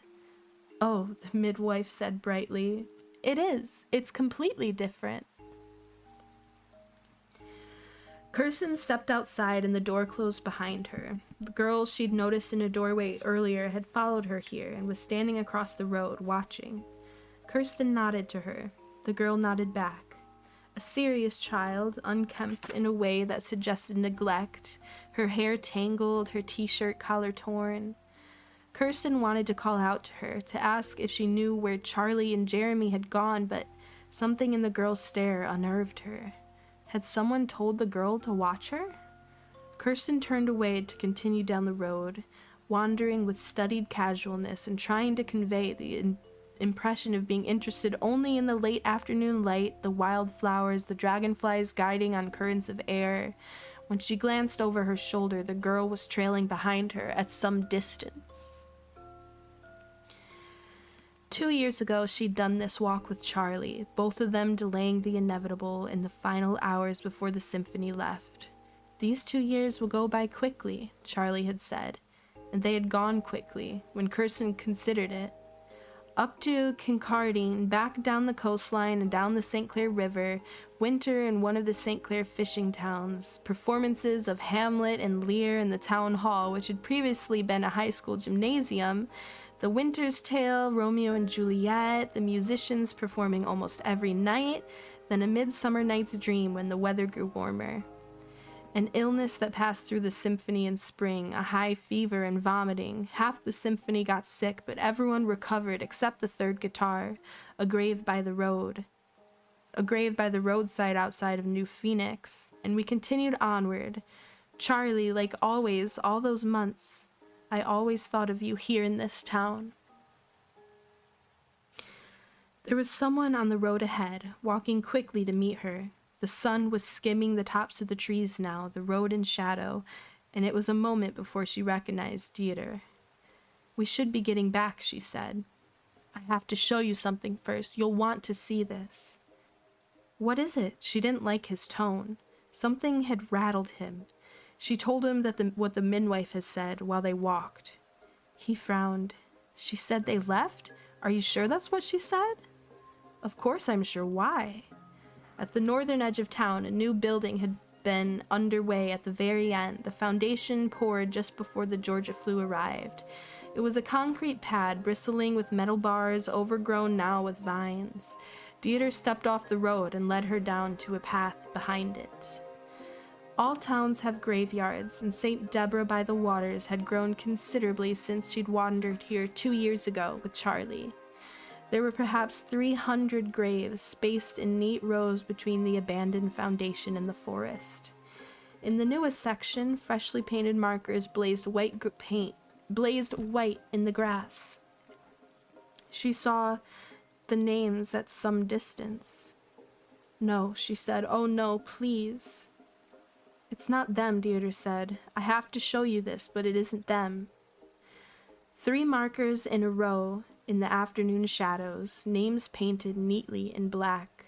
Charlie Harrison, Jeremy Lang, Annabelle Infant. All 3 with the same date, July 20th, year 19. "It's not then," Deirdre said again. "Look at the ground. No one's buried under those markers." The horror of seeing their names there. She was weakened by the sight. But he was right, she realized. The earliest markers at the far end of the graveyard were unmistakably planted above graves, the dirt mounded.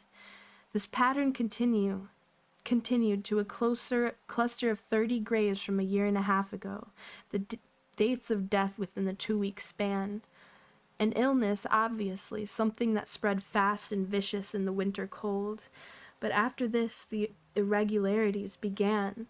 About half of the graves following the winter illness looked like graves, while the others, Charlie's and Jeremy's and their babies among them, were markers driven into perfectly flat and undisturbed earth.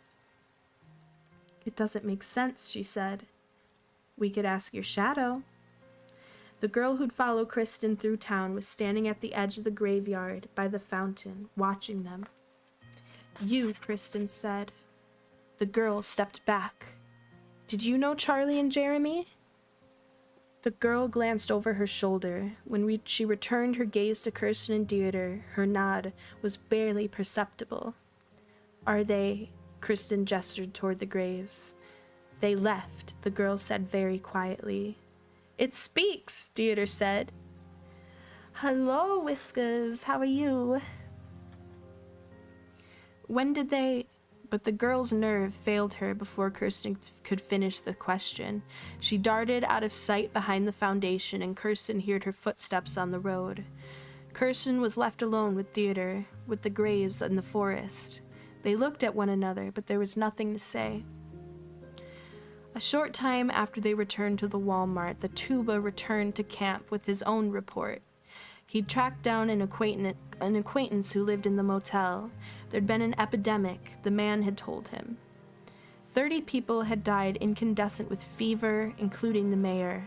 After this, a change in management, but the tuba's acquaintance had declined to elaborate on what he meant by this.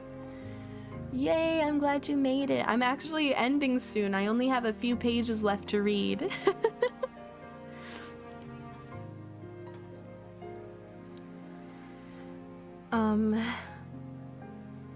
30 people had died incandescent with fever, including the mayor. After this and change in management, He did say that 20 families had left since then, including Charlie and the 6th guitar and their baby. He said no one knew where they'd gone, and he told the tuba it was best not to ask. A change in management, the conductor said. How corporate of them.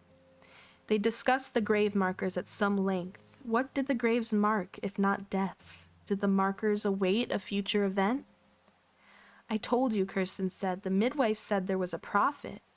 Yeah, that's fantastic, Saeed said. He was unpacking a crate of candles without looking at anyone. The 6th guitar was one of his closest friends. Just what every town needs. Someone must know where they went, the conductor said.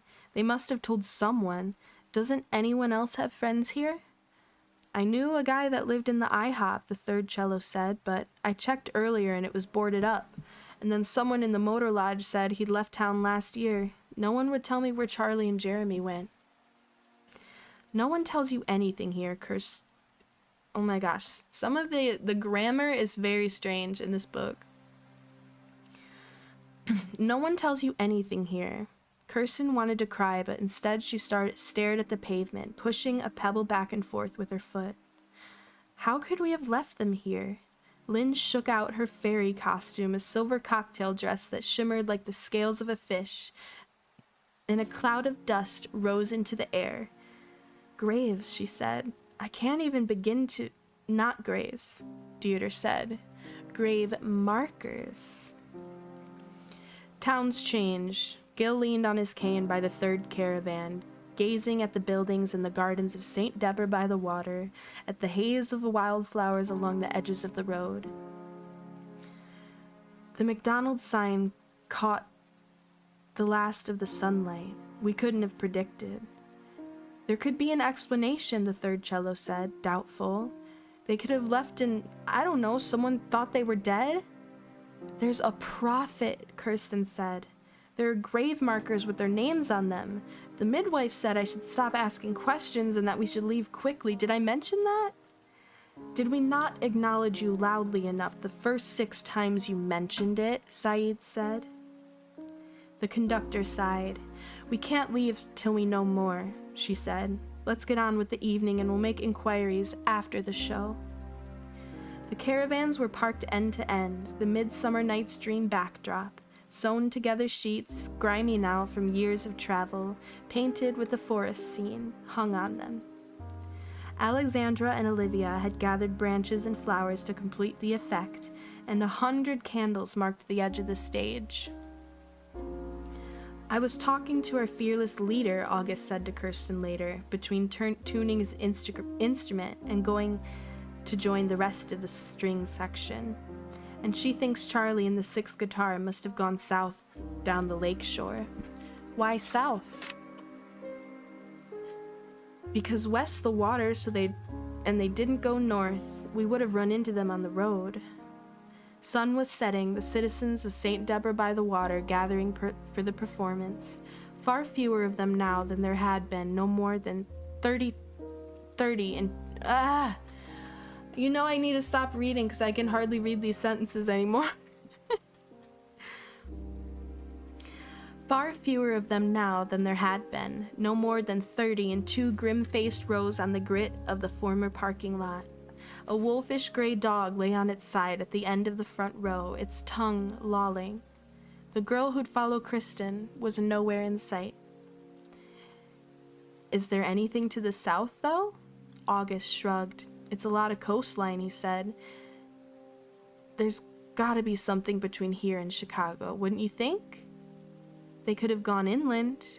It's possible, but they know we never go into the interior. They'd only go inland if they didn't want to see us again, and why would they? He shook his head. None of it made sense. They had a girl, Kirsten said. Annabelle. That was Charlie's sister's name. Places, the conductor said, and August left to join the strings. Okay. So that was our reading for today. We made it past 2 hours. We made it to page 57. So that's not bad. Like I said, there's 333 pages, so...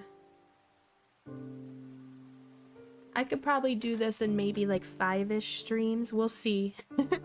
But make sure to let me know in the comments if you guys want to do more reading videos.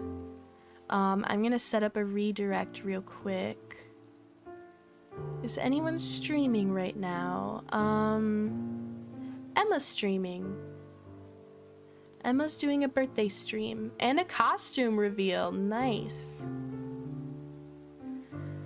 Alright, let's see. Thank you guys so much for hanging out. I hope you enjoyed. It was a nice little chill stream. I needed it. I hope you guys did too. We love hearing you read. That was nice. Thanks for the chill. Yes, yes, yes. Okay, it seems like you guys like it. Okay. So maybe I'll do another reading stream next week. We can continue the book. How many of you have actually been paying attention to the story? How many of you have been listening to the story and how many are playing it in the background? There's no wrong answer, but I'm curious. Do any of you feel invested in the book? I feel like the language is kind of clunky sometimes. Like there's a lot of run-on sentences, which I get because when I'm writing, I tend to think and write in run-on sentences and descriptions similar to this author, but it's a bit much in my opinion. Halfway, admittedly, it was mostly background. I did both. I'm curious about the story. I missed some parts. Interesting. Well, names being instruments and numbers getting confused. Yeah, I haven't really been paying attention to who's who that much. I think the only ones we really know are like Dieter,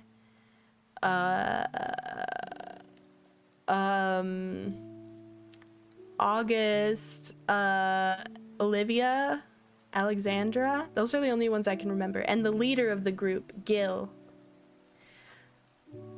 It can be confusing, but it's, I like it so far.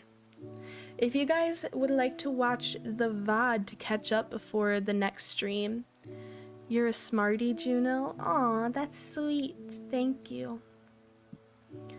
I still feel like the girl is birthing a guitar. It did sound like that, didn't it? If you were ever in a band, you know what it means. Basically, if you don't know what it means, if you're first guitar or first cello or whatever, that means you are the best in the section for that instrument, so you get to sit in the first chair and kind of be like a leader for the group. Yeah. Maybe that'll explain it a little bit, but anyway, it's time for me to go rest. Thank you guys for hanging out, and I'll have a schedule out tomorrow for the next week, okay? Alright, everyone rest well. Hang out for a sec. We're gonna do a raid. Until we meet again, I'll see you very, very soon.